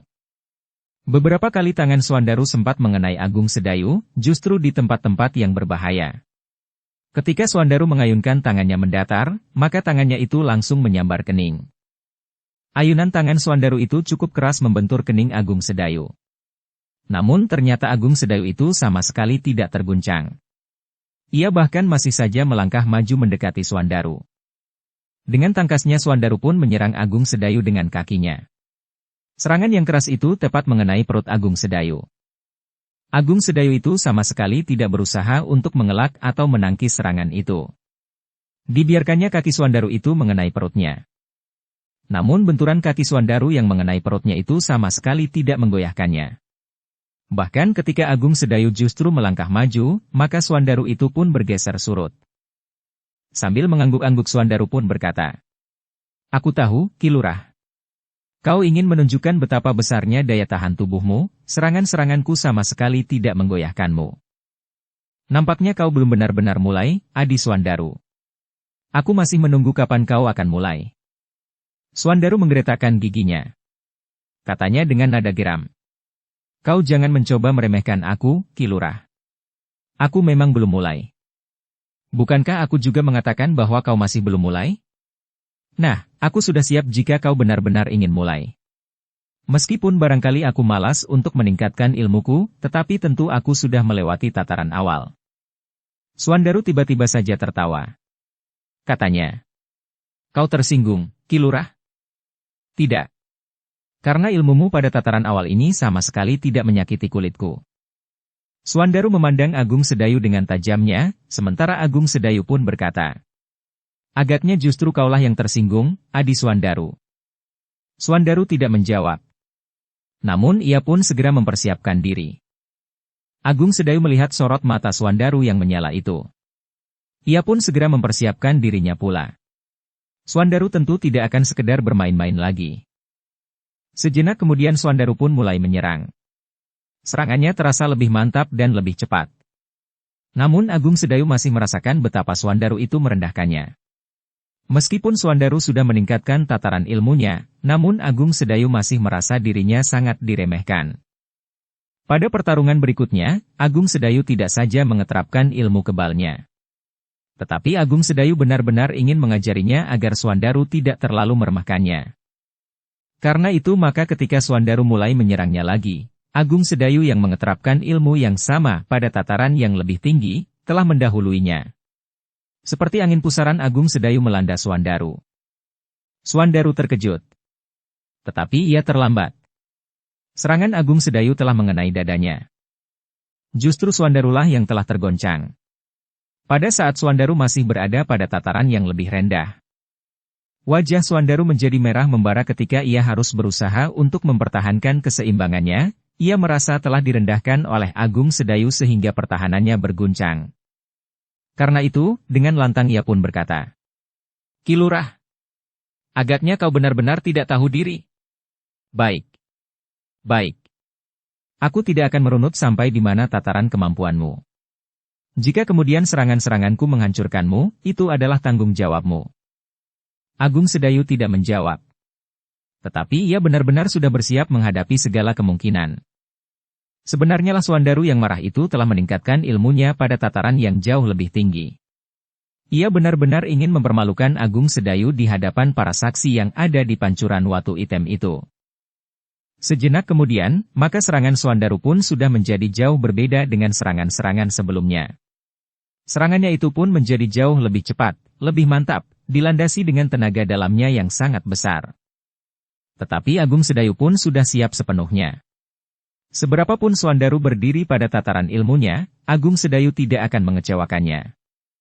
Dengan demikian, maka pertempuran antara dua orang saudara seperguruan dari perguruan orang bercambuk itu pun segera meningkat menjadi semakin sengit. Mereka tidak lagi bertempur pada tataran awal ilmu mereka, tetapi mereka bertempur pada tataran yang jauh lebih tinggi. Suandaru yang agak kegemuk-gemukan itu berloncatan menyambar-nyambar.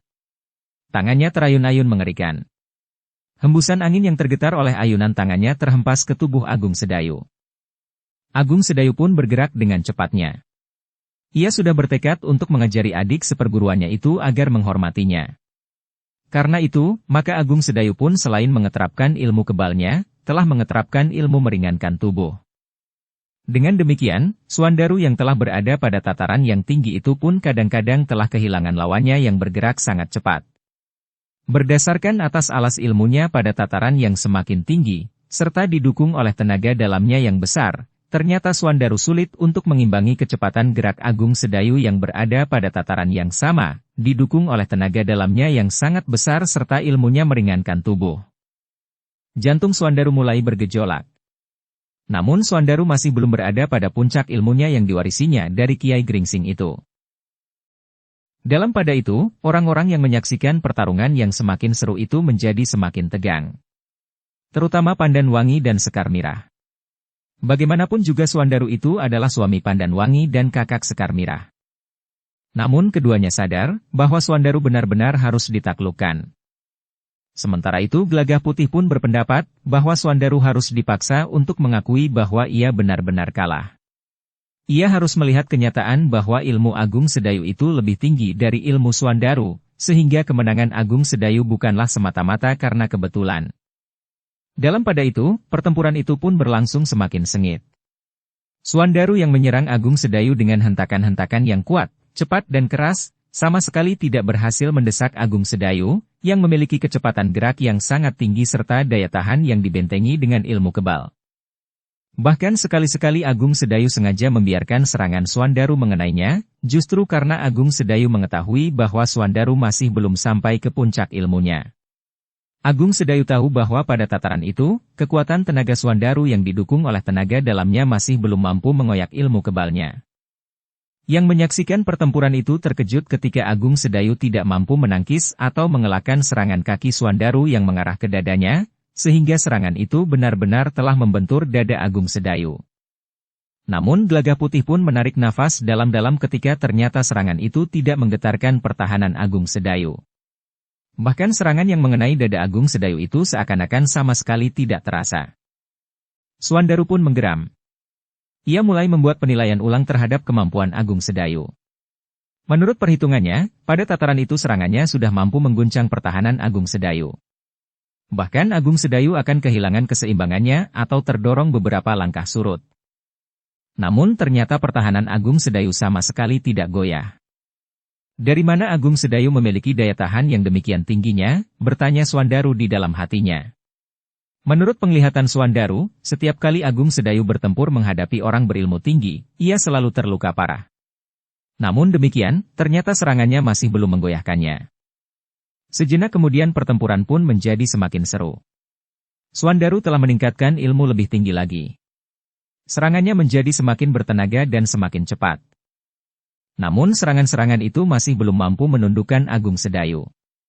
Agung Sedayu masih belum terpelanting jatuh sehingga tidak bangkit lagi. Bahkan serangan-serangannya yang tepat mengenai sasarannya, sama sekali tidak menggoyahkan pertahanannya. Bahkan kemudian ketika Suandaru menyerang Agung Sedayu dengan meloncat mendekat sambil menjulurkan tangannya mengarah ke dada, Agung Sedayu telah membentur serangan itu dengan menyilangkan kedua tangannya di dadanya. Yang terjadi adalah benturan dua kekuatan. Namun yang justru tergetar surut adalah Suandaru. Gila, geram Suandaru di dalam hatinya. Apakah Agung Sedayu sedang kerasukan iblis? Sementara itu Agung Sedayu berdiri tegak, bersiap untuk menghadapi segala kemungkinan. Suandaru yang tergetar surut tidak segera menyerangnya. Dipandanginya Agung Sedayu dari ujung kakinya sampai ke ujung ubun-ubunnya. Namun tiba-tiba Suandaru mendapatkan kesimpulan yang mendebarkan jantungnya. Nampak kerut di dahi Suandaru yang sedang termangu-mangu itu.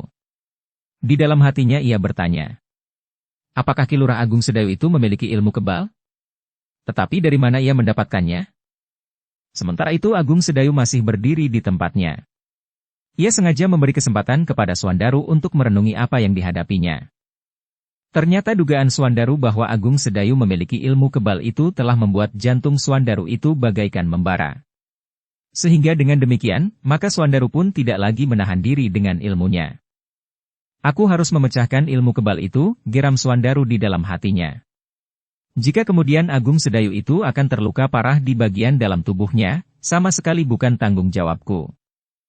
Suandaru tidak lagi mengingat bahwa ia memerlukan Agung Sedayu untuk diajaknya pergi ke Mataram. Yang kemudian bergetar di hatinya adalah melumpuhkan Agung Sedayu, yang ternyata memiliki kemampuan lebih tinggi dari yang diduganya. Ilmu kebal itu tidak berarti lagi bagi puncak ilmuku, berkata Suandaru di dalam hatinya. Sebenarnya lah Suandaru telah meningkatkan ilmunya sampai ke puncak. Agung Sedayu memang menjadi berdebar-debar melihat Suandaru itu berdiri tegak dengan kaki renggang sedikit merendah pada lututnya. Kedua tangannya perlahan-lahan terjulur lurus ke depan dengan telapak tangan terbuka mengarah kepada lawannya. Kemudian kedua telapak tangannya yang terbuka itu berputar menghadap ke atas, sementara sikunya ditariknya ke belakang. Perlahan-lahan kedua telapak tangan Swandaru pun menutup, sehingga tangannya pun mengepal di samping tubuhnya sebelah menyebelah. Agung Sedayu yang menyadari bahwa Swandaru telah sampai ke puncak ilmunya, telah melakukannya pula. Tetapi Agung Sedayu yang berdiri tegak dan sedikit merendah itu justru menyilangkan kedua tangannya di dada dengan telapak tangan terbuka. Orang-orang yang menyaksikan pertarungan itu menjadi semakin tegang. Mereka semuanya adalah orang-orang berilmu tinggi. Bahkan Rara Wulan pun tahu pasti bahwa mereka telah sampai ke puncak ilmu mereka. Dua orang yang menyadap ilmu dari sumber yang sama telah saling berhadapan dalam puncak ilmu mereka. Keduanya adalah orang-orang yang berilmu tinggi dan memiliki pengalaman yang sangat luas. Demikianlah, sejenak kemudian Swandaru pun telah meloncat menyerang dengan garangnya. Sambaran anginnya seakan-akan telah menggetarkan udara di sekitar pancuran watu hitam. Pepohonan telah bergoyang, dan dedaunan pun terguncang. Daun-daun yang telah menguning dan tidak mampu lagi berpegangan pada tangkainya, telah terlepas dan jatuh berhamburan. Namun Agung Sedayu telah bersiap sepenuhnya. Ketika serangan Swandaru itu datang bagaikan angin pusaran, Agung Sedayu tidak lagi membiarkan serangan-serangan itu mengenai tubuhnya. Agung Sedayu sadar bahwa pada puncak ilmunya, maka kemampuan Swandaru akan dapat mengguncang ilmu kebalnya. Bahkan memecahkannya. Karena itu, dengan ilmu meringankan tubuhnya Agung Sedayu bergerak dengan cepat menghindari serangan Swandaru itu. Namun Swandaru tidak melepaskannya. Serangan-serangannya menjadi semakin cepat dan garang. Dikerahkannya segenap ilmu dan tenaga dalamnya untuk mengimbangi kecepatan gerak Agung Sedayu dengan ilmu meringankan tubuhnya. Namun Swandaru harus melihat kenyataan itu. Ternyata Swandaru mulai digelitik oleh perasaan herannya, bahwa Agung Sedayu masih mampu mengimbangi ilmunya yang telah sampai ke puncak. Sementara keduanya saling menyerang dan menghindar, maka benturan-benturan ilmu pun tidak dapat dielakkan lagi. Agung Sedayu yang berusaha agar ilmu kebalnya tidak tertembus, telah meningkatkannya sampai ke puncak pula. Meskipun demikian, ketika Agung Sedayu mencoba dengan sengaja membentur serangan Swandaru, terasa bahwa ilmu kebalnya telah terguncang. Namun sementara itu Swandaru telah tergetar beberapa langkah surut. Gila, geram Swandaru hampir di luar sadarnya. Ia telah berada di puncak ilmunya. Namun ternyata bahwa justru dalam benturan ilmu itu, dirinya lah yang terdorong surut. Apa yang sebenarnya terjadi, bertanya Swandaru di dalam hatinya. Apalagi ketika ia melihat bahwa Agung Sedayu yang berdiri tegak di tempatnya itu seakan-akan tidak merasakan akibat benturan yang terjadi itu. Sementara Swandaru merasa isi dadanya bagaikan terguncang, serta nafasnya tertahan beberapa saat. Bahkan Swandaru itu masih merasakan seakan-akan udara menjadi panas, sehingga keringatnya bagaikan terperas dari tubuhnya. Sebenarnya lah Agung Sedayu yang telah meningkatkan ilmu kebalnya itu, telah mempengaruhi udara di sekitarnya yang seakan-akan menjadi semakin panas. Getaran yang memancar dari dalam dirinya pada saat-saat ia mengerahkan ilmu kebalnya, seakan-akan telah memanasi udara di sekitarnya. Ada apa sebenarnya di pancuran watu hitam ini, bertanya Swandaru di dalam hatinya.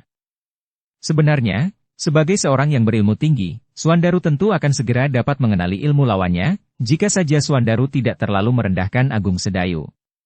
Swandaru sama sekali tidak menduga bahwa Agung Sedayu memiliki berbagai macam ilmu yang mendebarkan jantung. Namun akhirnya Swandaru itu pun menggeram di dalam hatinya. Tentu ilmu kebal Agung Sedayu itulah yang membangunkan panas di sekitarnya itu.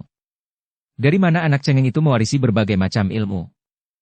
Namun dengan demikian, maka Swandaru benar-benar telah mengeterapkan segenap kemampuannya. Ia pun harus mengerahkan daya tahan tubuhnya untuk mengatasi udara panas di seputar tubuh Agung Sedayu. Meskipun daya tahan Swandaru itu tidak akan mampu mengimbangi ilmu kebal Agung Sedayu, namun dengan mengerahkan daya tahan tubuhnya, Swandaru masih dapat bertahan menghadapi panasnya udara di sekitar tubuh Agung Sedayu. Serangan-serangannya masih tetap berbahaya. Namun jika terjadi benturan di antara mereka, ternyata Swandarulah yang tergetar, bahkan kadang-kadang terdorong surut. Beberapa kali Swandaru mengumpat. Ia tidak mengira bahwa yang akan terjadi sebagaimana yang terjadi itu. Suandaru sama sekali tidak menduga bahwa Agung Sedayu mampu mengimbanginya meskipun ia sudah sampai pada puncak ilmunya. Namun Suandaru masih belum yakin. Dengan garangnya Suandaru itu pun menyerang Agung Sedayu. Tangan dan kakinya terayun-ayun dengan cepatnya. Menyambar-nyambar dengan cepatnya. Suandaru ingin dengan cepat menguasai Agung Sedayu. Memecahkan ilmu kebalnya dan memaksa Agung Sedayu menyerah dan mengakui kekalahannya, jika dadanya tidak pecah oleh serangannya. Tetapi Suandaru harus menghadapi kenyataan yang lain. Agung Sedayu itu ternyata menjadi seperti angin, yang bertiup dari segala arah menampar tubuhnya. Beberapa kali Agung Sedayu mampu menembus pertahanannya. Bahkan nampaknya Agung Sedayu dengan sengaja menyakiti Suandaru. Sudah lama Suandaru sama sekali tidak menaruh hormat kepadanya sebagai saudara tua seperguruannya. Karena itu, menurut pendapat Agung Sedayu, sudah tiba waktunya, bahkan Suandaru sendirilah yang menetapkannya, untuk memaksa Suandaru mengakui bahwa Agung Sedayu adalah murid tertua dari perguruan orang bercambuk. Agung Sedayu yang melengkapi ilmunya dengan ilmu meringankan tubuhnya, menjadikan serangan-serangan Agung Sedayu sulit untuk dibendung. Beberapa kali serangan Agung Sedayu mengenai tubuh Suandaru. Bahkan menggoncangkan keseimbangannya. Jantung Suandaru menjadi semakin berdebaran. Suandaru sendiri seakan-akan telah terlibat dalam pusaran angin yang kencang. Namun Suandaru yang memiliki pengalaman yang luas itu tidak membiarkan dirinya dikungkung oleh pusaran angin yang terasa semakin lama semakin panas. Dengan penglihatannya yang sangat tajam, ia melihat bayangan lawannya yang berputaran itu. Karena itu, maka dengan mengerahkan segenap tenaga, kekuatan dan kemampuan ilmunya, Suandaru meloncat membentur putaran gerak Agung Sedayu itu. Namun Agung Sedayu pun melihat pula ancang-ancang Suandaru itu, sehingga Agung Sedayu pun telah mengerahkan segenap tenaga, kekuatan dan kemampuannya. Benturan ilmu yang dahsyat pun telah terjadi. Agung Sedayu yang membentur kekuatan dan kemampuan Suandaru telah terguncang. Ia bergeser selangkah surut. Terasa dadanya memang tergetar. Ilmu puncak Suandaru benar-benar telah menggoyahkan ilmu kebalnya yang kuat. Karena itu, maka dada Agung Sedayu memang terasa menjadi sesak. Namun dalam pada itu, Suandaru telah terlempar beberapa langkah surut. Tubuhnya terpelanting dan jatuh terbanting di tanah. Ia tidak mampu mempertahankan keseimbangannya. Sehingga karena itu, maka Suandaru itu pun telah terkapar, tersuruk ke dalam tanah berdebu. Terasa tulang-tulang Suandaru menjadi bagaikan berpatahan. Dadanya serasa terhimpit oleh bukit padas. Matanya menjadi berkunang-kunang. Kenyataan itu terasa sangat pahit bagi Suandaru. Ia sama sekali tidak mau menerimanya. Karena itu, maka ia pun berusaha untuk segera meloncat bangkit. Tetapi terasa kepala Suandaru itu sangat pening. Hampir saja Suandaru itu terjatuh kembali. Namun gejolak perasaannya yang membaralah yang membuat Suandaru itu berdiri tegak di tempatnya. Matanya menjadi bagaikan menyala, sementara darah di dalam tubuhnya telah mendidih. Di beberapa tempat kulitnya memang terkelupas. Tetapi Suandaru sama sekali tidak menghiraukannya. Bahkan tulang-tulangnya yang sakit, perutnya yang mual dan nafasnya yang terengah-engah. Kau benar-benar tidak tahu diri, Agung Sedayu, geram Suandaru dengan suaranya yang bergetar. Agung Sedayu berdiri tegak dengan dada tengadah. Sikapnya di mata Suandaru jauh berbeda dengan sikapnya sehari-hari. Agung Sedayu sama sekali tidak nampak sebagai seorang laki-laki yang penuh kebingungan. Selalu cemas dan dibayangi oleh kelemahannya, dibandingkan dengan kebesaran namanya. Yang dilihat Suandaru pada waktu itu adalah seorang laki-laki yang perkasa. Berdiri tegak sambil menengadahkan dadanya, memandanginya dengan sorot mata yang bagaikan menyala. Terasa jantung Suandaru tergetar. Namun ketika ia melihat beberapa orang yang berdiri di sekitar arena, apalagi ketika ia melihat Ki Gede menoreh yang memandanginya dengan kerut di dahi, maka darah Suandaru itu telah menggelegak lagi. Ia tidak mau menerima kenyataan bahwa Agung Sedayu itu ternyata memiliki puncak kemampuan ilmu yang seimbang dengan puncak kemampuannya. Sementara itu, orang-orang yang berdiri di sekitar arena itu menjadi semakin tegang. Mereka berharap bahwa pertarungan itu dapat diakhiri. Mereka berharap bahwa Suandaru mengakui kelebihan Agung Sedayu dan tetap menganggapnya sebagai saudara tuanya. Namun jantung mereka pun terguncang. Bahkan Pandan Wangi pun terpekik kecil, ketika ia melihat Suandaru mengurai cambuknya. Cambuk, senjata andalan dari murid-murid Kiai Gringsing. Kakang! Pandan Wangi pun berlari ke arah suaminya. Dipeluknya Swandaru sambil berkata, "Kakang, jangan terlalu jauh. Agaknya Kakang sudah dapat mengambil kesimpulan dari perbandingan ilmu sampai di sini." "Tidak," jawab Swandaru sambil mendorong Pandan Wangi perlahan-lahan. "Jangan cemas Pandan Wangi. Aku akan menundukkan Ki Lurah Agung Sedayu, sehingga ia mengakui kemenanganku. Tetapi cambuk itu sangat berbahaya, Kakang. Ini adalah ciri senjata perguruan orang bercambuk. Tanpa senjata ini, maka tidak ada kekhususan apa-apa pada murid-murid Kiai Gringsing. Tetapi dengan cambuk itu, yang tidak kita harapkan akan dapat terjadi. Itu adalah akibat yang wajar, Pandan Wangi. Minggirlah." Pandan Wangi tidak dapat mencegahnya. Tiba-tiba saja Swandaru menghentakkan cambuknya. Suaranya meledak bagaikan mengguncangkan perbukitan. Namun ketika kemudian Swandaru mengulanginya, hentakan cambuk itu tidak lagi berbunyi. Namun getarannya terasa mengguncang isi dada. "Bersiaplah, Ki Lurah," berkata Swandaru dengan suara yang bergetar. "Kita tuntaskan perbandingan ilmu ini. Kita harus yakin, siapakah di antara kita yang terbaik." Tidak seperti biasanya, sambil mengurai cambuknya pula Agung Sedayu pun menjawab, "Baik. Aku setuju bahwa kita harus yakin siapakah yang terbaik di antara kita." Jantung Sekar Mirah serasa berdentangan semakin cepat. Ia sadar bahwa Agung Sedayu agaknya sudah sampai ke puncak kesabarannya. Ia tidak lagi dapat menahan diri, setelah bertahun-tahun selalu direndahkan oleh Swandaru. Namun bagaimanapun juga, Swandaru adalah kakak kandungnya. Gelagah Putih menarik nafas dalam-dalam. Akhirnya ia menjadi cemas juga melihat kesungguhan Agung Sedayu. Tanpa ragu-ragu Agung Sedayu itu pun telah menggenggam cambuknya.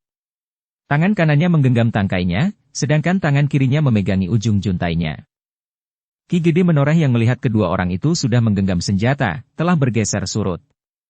Ia tidak mau menjadi korban dari benturan ilmu dari dua orang saudara seperguruan itu.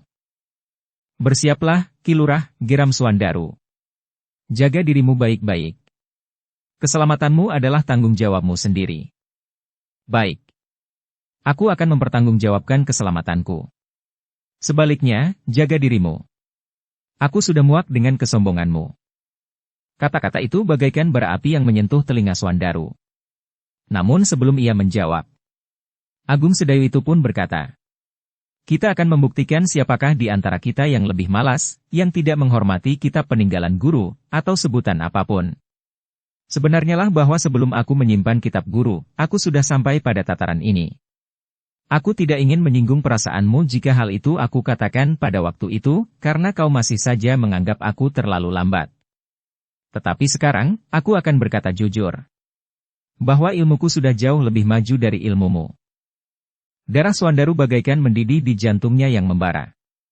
Demikian marahnya, sehingga mulutnya justru sulit untuk mengatakan sesuatu. Yang dilakukan Swandaru adalah sekali lagi menghentakkan cambuknya. Agung Sedayu pun telah bersiap menghadapi segala kemungkinan. Sejenak kemudian, Swandaru pun mulai bergeser sambil memutar cambuknya. Ketika Agung Sedayu juga bergeser setapak, maka Swandaru pun segera meloncat sambil menghentakkan cambuknya mengarah ke lambung. Namun dengan ilmu meringankan tubuhnya, kecepatan ujung cambuk Swandaru tidak mampu menyusul kecepatan gerak Agung Sedayu. Namun Swandaru benar-benar menguasai cambuknya. Juntai cambuknya itu seakan-akan telah menggeliat, terayun mendatar menyambar ke arah leher. Tetapi sekali lagi ujung cambuk itu tidak menyentuh sasaran.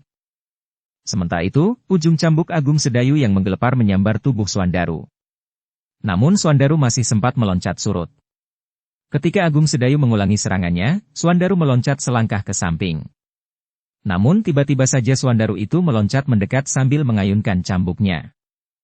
Tetapi cambuk itu sama sekali tidak menyentuh Agung Sedayu, yang dengan tangkasnya menghindar. Demikianlah, maka pertempuran antara dua orang yang berilmu tinggi itu menjadi semakin sengit.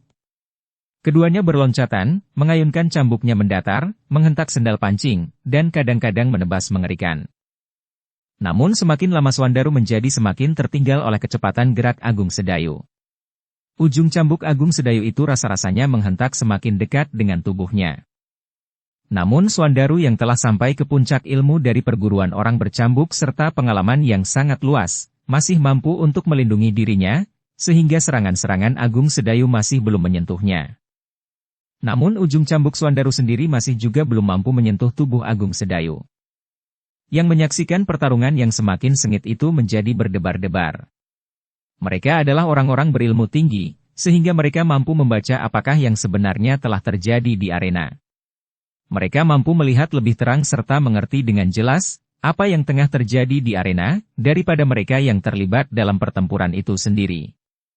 Dalam pada itu, ketika ujung cambuk Suandaru berhasil menyentuh ujung kaki Agung Sedayu, terasa bahwa kekuatan ilmu Suandaru memang mampu menggetarkan ilmu kebal Agung Sedayu.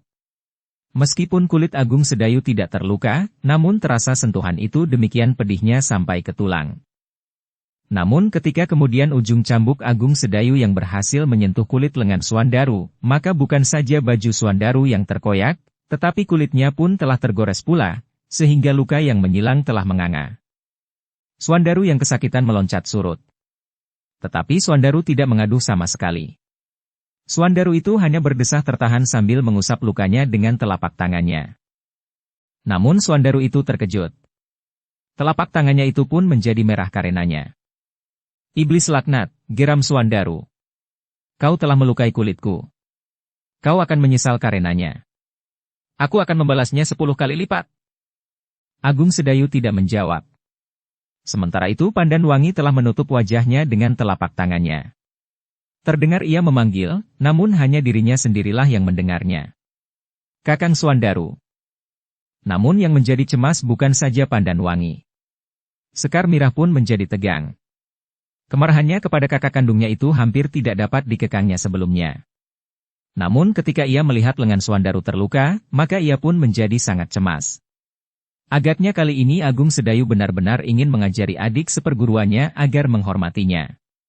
Namun betapapun sabarnya seseorang, mungkin sekali pada suatu saat ia kehilangan kesabarannya karena sudah sampai ke batas.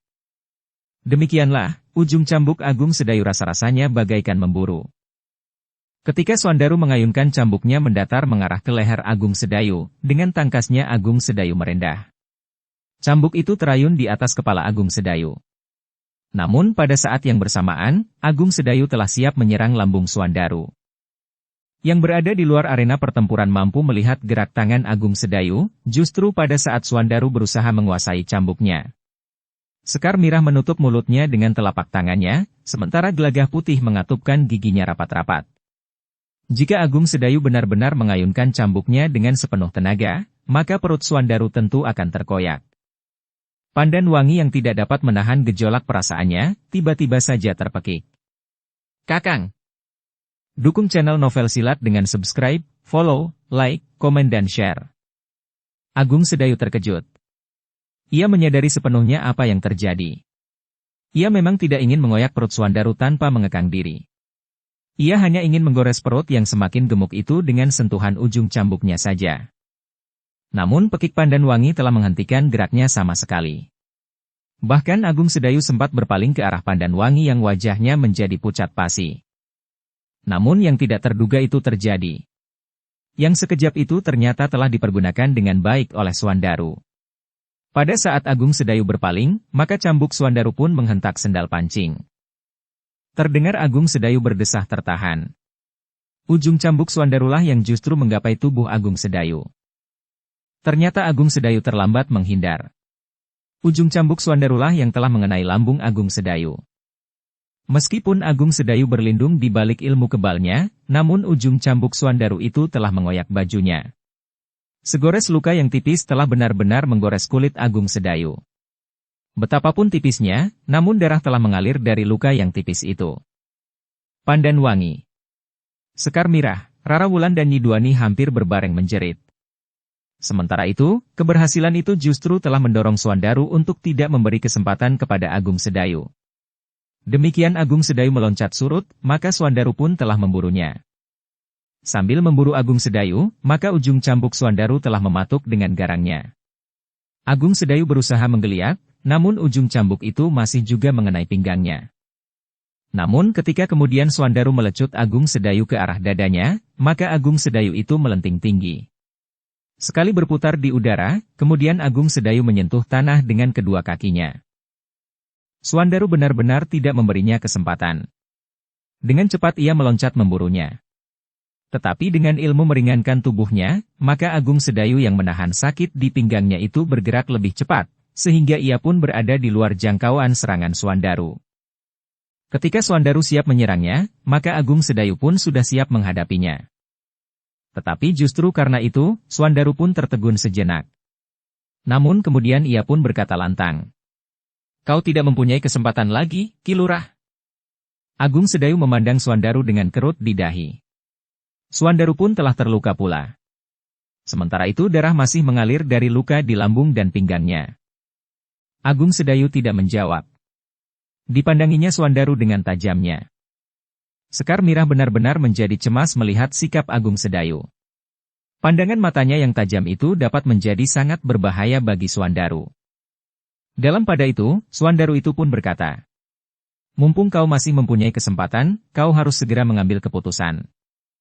Tetapi Agung Sedayu masih saja berdiam diri. Bahkan setapak demi setapak ia melangkah maju. Suandaru pun menggeram. Ia melihat darah membasahi pakaian Agung Sedayu. Tetapi ilmu kebalnya mampu memperingan luka akibat sentuhan ujung cambuk Suandaru. Agung Sedayu yang sudah terluka itu merasakan getar yang semakin keras bergejolak di dalam dadanya. Sementara itu, sambil menggeram Suandaru pun telah memutar cambuknya kembali.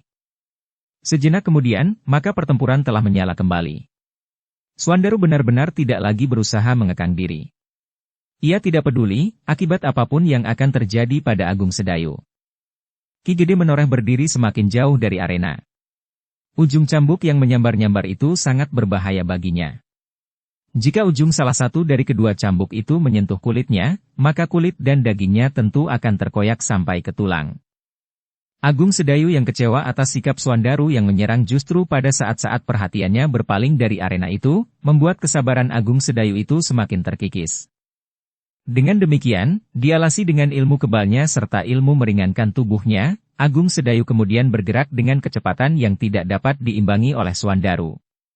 Ketika ujung cambuk Agung Sedayu berputar semakin cepat, maka Suandaru pun menjadi semakin terdesak.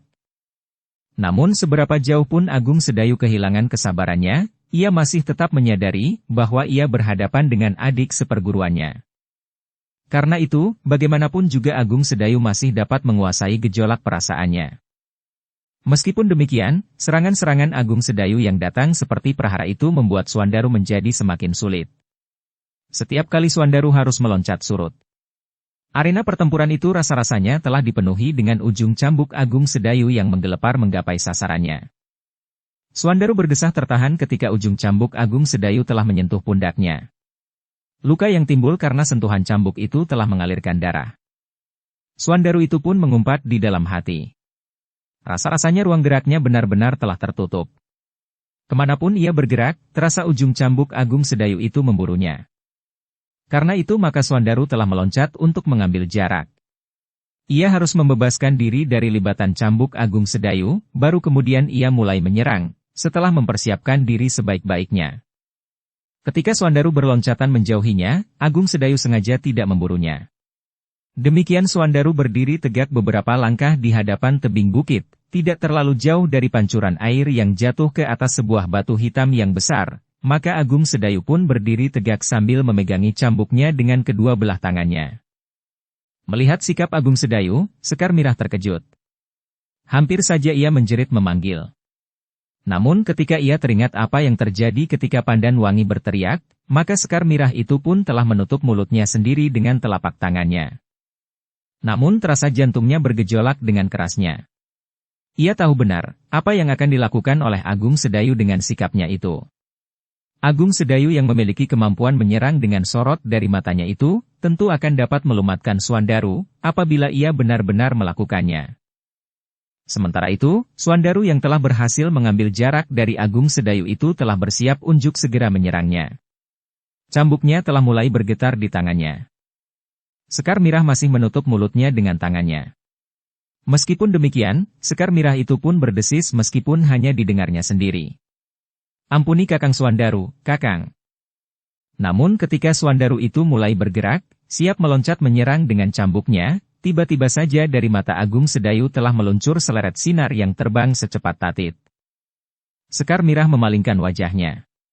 Tangannya tidak saja menutup mulutnya, tetapi kedua telapak tangannya itu menutupi wajahnya.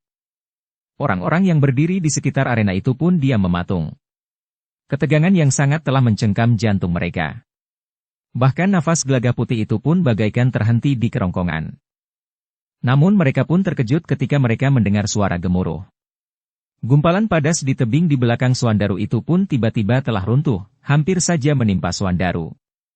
Sehingga Suandaru yang terkejut itu pun bergeser beberapa langkah menjauhi tebing padas yang berguguran itu. Sejenak Suandaru tercenung. Terasa dadanya bergejolak. Ia tidak tahu pasti apa yang telah terjadi. Suandaru memang melihat dari mata Agung Sedayu memancar semacam cahaya yang meluncur dengan kecepatan yang sangat tinggi di atas kepalanya. Kemudian tebing padas di belakangnya itu pun berguguran. Namun Suandaru tidak mau menyerah kepada kenyataan itu. Ia justru melihat Agung Sedayu menjadi lengah. Karena itu, maka Suandaru pun telah meloncat sambil mengayunkan cambuknya. Suandaru sempat melihat Agung Sedayu meloncat. Namun tiba-tiba saja Suandaru itu berdiri bagaikan membeku. Ia tidak tahu apa yang harus dilakukannya. Ia melihat bukan hanya seorang Agung Sedayu yang meloncat menghindar, tetapi 3 orang Agung Sedayu. Kepala Suandaru menjadi pening. Tebing padas yang berguguran di belakangnya itu telah membuat jantungnya hampir terlepas. Dan kini ia melihat 3 orang Agung Sedayu bergerak saling menjauhi yang satu dengan yang lain. Suandaru sadar bahwa Agung Sedayu tidak akan dapat menjadi 3. Ilmunya yang tinggi yang telah membuatnya menjadi bingung. Pada saat Suandaru termangu-mangu, maka 3 orang Agung Sedayu itu pun telah menyerang bersama-sama. Suandaru yakin bahwa dengan ketajaman penglihatan mata hatinya ia akan dapat melihat yang manakah Agung Sedayu yang sebenarnya. Namun ia tidak mempunyai kesempatan. Ketiga sosok Agung Sedayu itu pun segera berloncatan, berputar di udara, berlari saling menyilang, dan gerakan-gerakan lain yang telah membingungkannya. Namun tiba-tiba saja terasa betisnya disengat oleh rasa nyeri yang luar biasa. Ternyata ujung cambuk Agung Sedayu telah menyobek kulit dan dagingnya. Suandaru yang bagaikan membeku itu benar-benar kebingungan. Sebelum ia dapat menentukan apa yang harus dilakukan, tiba-tiba pergelangan tangannya telah dipatuk oleh ujung cambuk Agung Sedayu.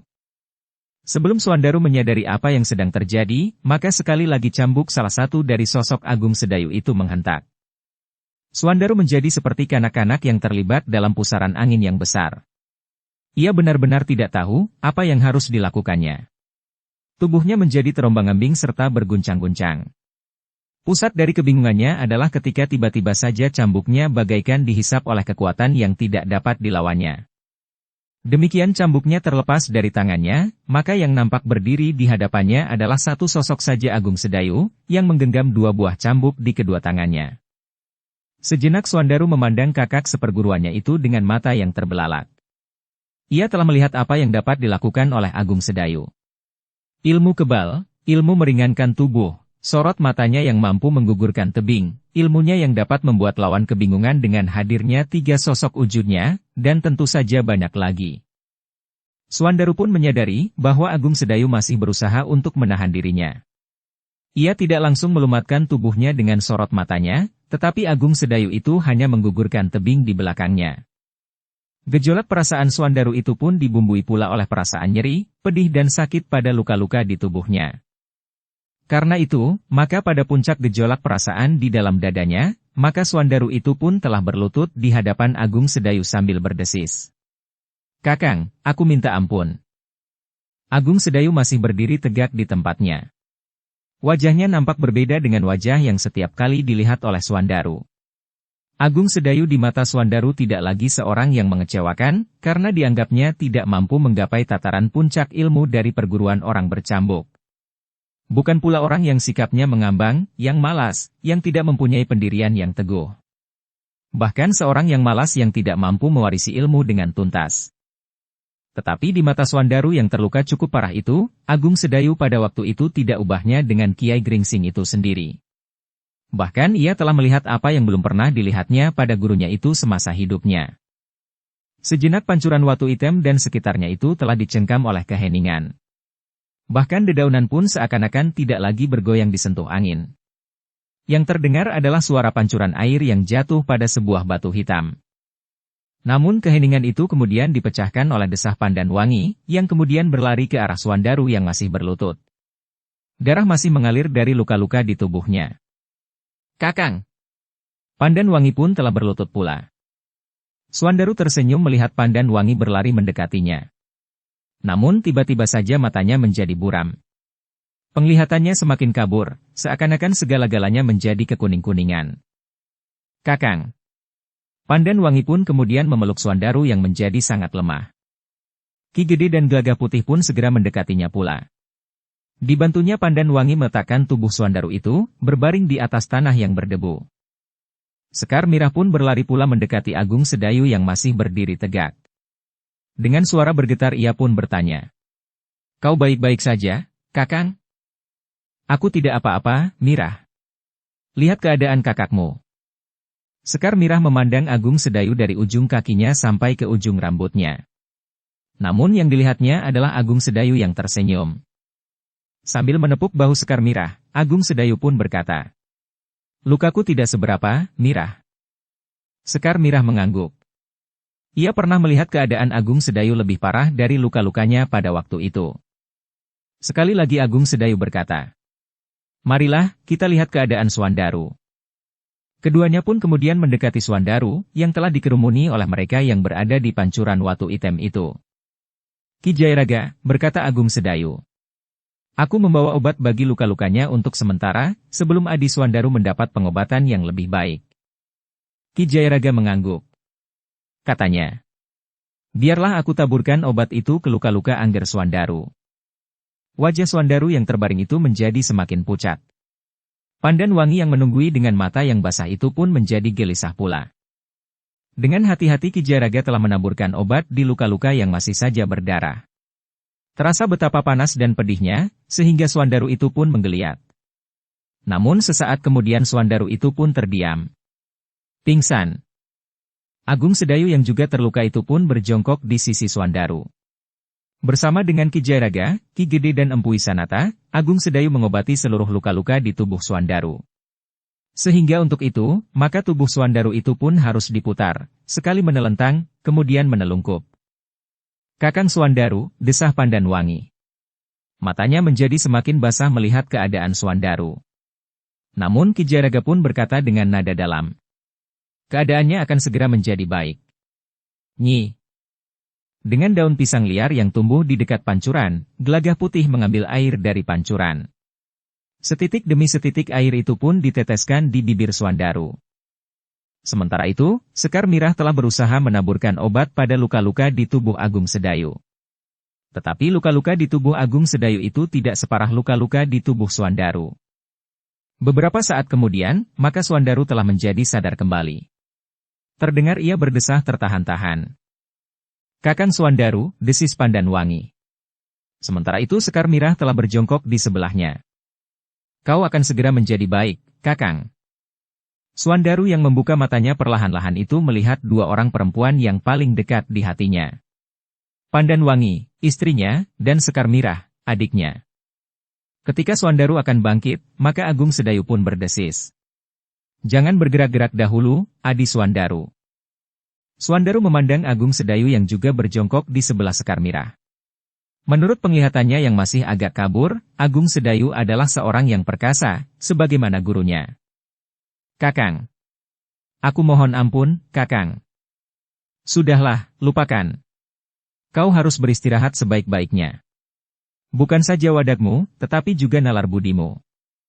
Suandaru mengangguk. "Jika keadaanmu berangsur baik, kau akan dapat duduk di atas punggung kuda dengan baik pula. Kita akan pulang bersama-sama." Demikianlah, untuk beberapa saat lamanya mereka berada di pancuran Watu Item. Gelagah Putih telah diminta untuk pulang mengambil pakaian bagi Agung Sedayu dan Suandaru. Jika mereka masih mengenakan pakaian yang koyak-koyak dan berdarah, maka mereka akan dapat menarik perhatian banyak orang. "Cepat sedikit, Gelagah Putih." "Baik, Kakang," jawab Gelagah Putih. Ternyata obat yang diberikan oleh Agung Sedayu dapat bekerja dengan baik. Darah yang mengalir dari luka-luka di tubuh Suandaru, dan juga di tubuh Agung Sedayu sendiri, menjadi pampat. Meskipun demikian, keadaan Suandaru masih mencemaskan. tubuhnya menjadi lemah. Sedangkan jika ia terlalu banyak bergerak, maka luka-lukanya itu akan dapat berdarah kembali. Karena itu, maka Swandaru itu pun dijaga agar tidak bergerak-gerak. Dibiarkannya ia berbaring di atas tanah berdebu. Baru kemudian, setelah Gelagah Putih datang kembali dengan membawa pakaian bagi Agung Sedayu dan Swandaru, maka Swandaru itu pun dibantu untuk dapat duduk dan berganti baju. Setelah beristirahat sejenak, maka Swandaru pun telah dinaikkan ke atas punggung kudanya. Dengan hati-hati kuda itu pun kemudian berjalan menuruni lambung perbukitan, menuju ke padukuhan induk tanah perdikan Menoreh. Swandaru itu langsung dibawa ke rumah Ki Gede Menoreh. Bahkan Agung Sedayu pun ikut pula mengantarnya sampai ke rumah Ki Gede. Beberapa orang yang melihat iring-iringan itu memang bertanya-tanya, dari mana sajakah mereka? Kami hanya melihat-lihat keadaan, jawab Prastawa. Jawaban itu tidak memuaskan orang-orang yang bertanya. Tetapi mereka tidak mendesak. Ketika Swandaru telah diletakkan di pembaringan, maka Agung Sedayu dan yang lain pun telah dipersilahkan untuk duduk di peringgitan. Namun ternyata Ki Jayaraga, Empu Isanata dan Nyi Duani tidak singgah di rumah Ki Gede. Mereka langsung pergi ke rumah Agung Sedayu. Agung Sedayu juga tidak terlalu lama berada di rumah Ki Gede. Ketika keadaan Swandaru sudah nampak tenang, maka Agung Sedayu pun telah minta diri. Silahkan, Ki Lurah. Ki Gede mempersilahkan. Ki Lurah juga harus beristirahat. Aku akan mengantar Kakang Agung Sedayu, Ki Gede. Sekar Mirah pun minta diri. Silahkan, silahkan, Nyi Lurah. Agung Sedayu dan Sekar Mirah telah minta diri pula kepada Swandaru dan Pandan Wangi. Demikianlah pula Gelagah Putih dan Rara Wulan. Aku minta maaf, Gelagah Putih, desis Swandaru. Akulah yang minta maaf, Kakang. Swandaru mencoba tersenyum. Katanya. Ternyata selama ini mata hatiku telah buta. Aku tidak dapat melihat tataran kemampuan Kakang Agung Sedayu yang sebenarnya. Sudahlah, sahut Agung Sedayu. Beristirahatlah. Tugas kita masih banyak. Karena itu, keadaanmu harus segera menjadi baik. Swandaru menarik nafas dalam-dalam. Katanya. Baiklah, Kakang. Di halaman, Agung Sedayu berdesis kepada Prastawa. Jaga Adi Swandaru baik-baik, Prastawa. Ia tidak boleh terlalu banyak bergerak. Prastawa mengangguk sambil menyahut. Baik, Ki Lurah. Jaga agar darahnya tidak mengalir lagi dari lukanya.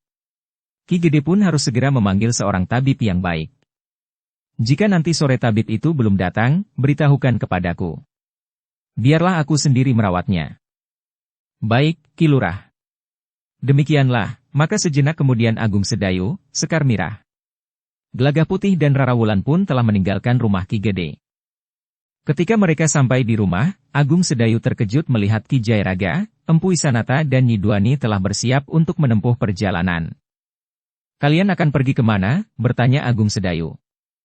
Kami harus segera pergi ke Kajoran. Mudah-mudahan kami dapat menangkap Ki Ambara dan perempuan cantik itu. Bahkan mungkin masih ada orang lain lagi di antara mereka. Hanya bertiga. Mungkin di tempat itu terdapat kekuatan yang besar. Ki Ambara tentu bukan orang kebanyakan. Demikian pula perempuan itu. Pembantu di rumah itu, pekatiknya, dan beberapa orang lagi. Jika Kakang mengizinkan, aku akan pergi bersama mereka, berkata Gelagah Putih pula. Agung Sedayu termangu-mangu sejenak. Namun kemudian katanya. Jika benar apa yang dikatakan oleh Empu Isanata tentang Ki Ambara, maka di belakangnya tentu terdapat kekuatan yang cukup besar. Karena itu, maka kalian tidak dapat dengan begitu saja pergi ke Kajoran. Jadi bagaimana? Bertanya Gelagah Putih. Kita akan membicarakannya, sahut Agung Sedayu. Kita akan kehilangan waktu, berkata Empu Isanata. Aku mengerti, tetapi jangan terjebak karenanya, berkata Agung Sedayu kemudian. Baiklah, berkata Ki Jayaraga. Bagaimana menurut pendapat Ki Lurah? Mereka pun kemudian duduk di peringgitan untuk merundingkan langkah yang sebaiknya akan mereka ambil. Seperti biasanya, maka Agung Sedayu cukup berhati-hati untuk mengambil sikap. Dengan nada suara yang dalam, Agung Sedayu pun berkata, Ki Jayaraga, kami sangat berterima kasih atas kesediaan Ki Jayaraga untuk membantu kami memecahkan persoalan ini. Tetapi kami tidak ingin terjadi sesuatu atas Ki Jayaraga, Empu Isanata dan Nyi Duani. Kita tidak boleh membiarkan kesempatan ini lewat, Ki Lurah. Aku mengerti. Tetapi aku mohon Ki Jairaga, Empu Isanata dan Nyi Duani bersabar sampai esok pagi. Esok pagi aku akan berbicara dengan Suandaru. Keadaannya tentu sudah berangsur baik. Gejolak di dadanya juga sudah mereda. Ia akan dapat berpikir lebih bening. Ki Jairaga mengangguk-angguk. Katanya, baiklah. Kami menunggu sampai esok pagi. Terima kasih atas kesediaan Ki Jairaga. Jika besok Ki Jairaga benar-benar akan berangkat, aku tidak berkeberatan jika Gelagah Putih ikut bersama kalian. Terima kasih, Kakang, desis Gelagah Putih. Aku pun berterima kasih atas kesediaan Ki Jairaga, Empu Isanata dan Nyi Duani untuk menunda kepergiannya. Karena penundaan itu, maka Empu Isanata dan Nyi Duani pun telah minta diri. Dengan sungguh-sungguh Empu Isanata itu pun berkata, besok pagi-pagi, aku sudah akan berada di sini lagi. Agung Sedayu pun tersenyum. Katanya, baiklah, Empu Isanata. Pagi-pagi sekali aku akan pergi ke rumah Ki Gede. Tetapi sudah tentu aku harus menunggu Suandaru bangun. Jika masih tidur, aku tidak akan membangunkannya. Empu Isanata tersenyum. Katanya, aku mengerti, Ki Lurah. Sepeninggal Empu Isanata dan Nyi Duani, Agung Sedayu, Sekar Mirah dan Ki Jairaga masih berbincang-bincang di peringgitan. Menurut Agung Sedayu, ia ingin berbicara dengan Suandaru tanpa ditunggui oleh Pandan Wangi. Aku akan berbicara tentang Ki Ambara dan perempuan cantik yang ada di rumahnya. Sekar Mirah menarik nafas dalam-dalam. Katanya, ternyata orang-orang itu telah memanfaatkan kelemahan Kakang Suandaru. Aku yakin bahwa keinginannya untuk menjadikan Sangkal Putung sebuah tanah perdikan bersumber dari rumah itu. Tetapi apakah keuntungan mereka jika Sangkal Putung menjadi sebuah tanah perdikan? Bertanya Ki Jairaga. Agung Sedayu mengerutkan dahinya. Dengan ragu-ragu ia pun berkata, yang penting tentu bukan tanah perdikan itu, Ki Jairaga. Jadi, apa yang menguntungkan bagi mereka? Agung Sedayu mencoba mengurai persoalan yang sedang dihadapi oleh Suandaru itu. Ia mencoba menghubungkan dengan keterangan Empu Isanata, bahwa Ki Ambara adalah seorang di antara para pemimpin yang berpengaruh dari gerakan yang menyatakan dirinya ingin membangun kembali perguruan Kedung Jati. Mereka sudah mencoba menyeret Sekar Mirah, karena Sekar Mirah memiliki satu dari sepasang tongkat kepemimpinan dari perguruan Kedung Jati. Tetapi mereka telah gagal. Mereka telah gagal pula mencoba menguasai tanah perdikan dengan kekerasan. Agung Sedayu pun sudah mendapat keterangan tentang gerakan yang sudah merembes mendekati Sangkal Putung. Ki Jairaga, berkata Agung Sedayu kemudian. Yang penting bagi Ki Ambara bukanlah tanah perdikan itu. Yang penting adalah bahwa Suandaru telah mengajukan permohonan, yang menurut perhitungan Ki Ambara justru akan ditolak. Ki Jairaga termangu-mangu sejenak. Namun kemudian ia pun mengangguk-angguk sambil berkata, aku mengerti, Ki Lurah. Jika permohonan itu ditolak, maka hati Angger Suandaru akan terbakar. Dengan demikian, maka Sangkal Putung akan dapat ditiup untuk bangkit melawan Mataram. Karena istri Angger Suandaru berasal dari tanah perdikan Menoreh, maka diharapkan tanah perdikan Menoreh akan membantunya. Bahkan Ki Lurah juga akan dilibatkan pula. Karena itu, bunyi tantangan Angger Suandaru sangat mencurigakan. Begitulah agaknya yang terjadi, Ki Jairaga. Tetapi itu baru dugaan kita. Apakah dugaan itu benar atau tidak, masih harus dicocokkan dengan kenyataan yang terjadi. Aku setuju dan sependapat, Kakang, berkata Sekar Mirah. Tentu perempuan cantik itu yang telah meniupkan gagasan gila itu di telinga Kakang Suandaru. Ternyata nalar Kakang Suandaru sendiri terlalu dangkal sehingga dapat diperalat, yang bahkan harus melibatkan tanah perdikan Menoreh. Perempuan itu muda dan cantik, desis Ki Jairaga. Sehingga karena itu, maka Angger Suandaru tidak sempat mempergunakan penalarannya. Mereka telah mempelajari kelemahan Kakang Suandaru, desis Sekar Mirah. Empu Isanata dan Nyi Duani telah bersiap untuk menempuh perjalanan. Baiklah, Ki Lurah, berkata Ki Jairaga kemudian. Mudah-mudahan Angger Suandaru besok bersedia memberikan banyak keterangan yang kita perlukan. Aku masih menganggap bahwa ada beberapa hal yang masih harus disembunyikan dari Pandan Wangi. Entahlah nanti, jika persoalannya sudah menjadi semakin jelas. Sekar Mirahlah yang menyahut. Aku sependapat, Kakang. Agung Sedayu menarik nafas dalam-dalam. Sementara Sekar Mirah berkata selanjutnya, Bokayu Pandan Wangi sudah cukup mengalami tekanan batin. Bebannya jangan diperberat lagi dengan cerita buram tentang Kakang Suandaru dan perempuan cantik itu. Setidak-tidaknya untuk sementara. Ki Jayaraga menarik nafas dalam-dalam. Bersambung ke bab 474. Dukung kami dengan subscribe, follow, like, komen dan share. Terima kasih.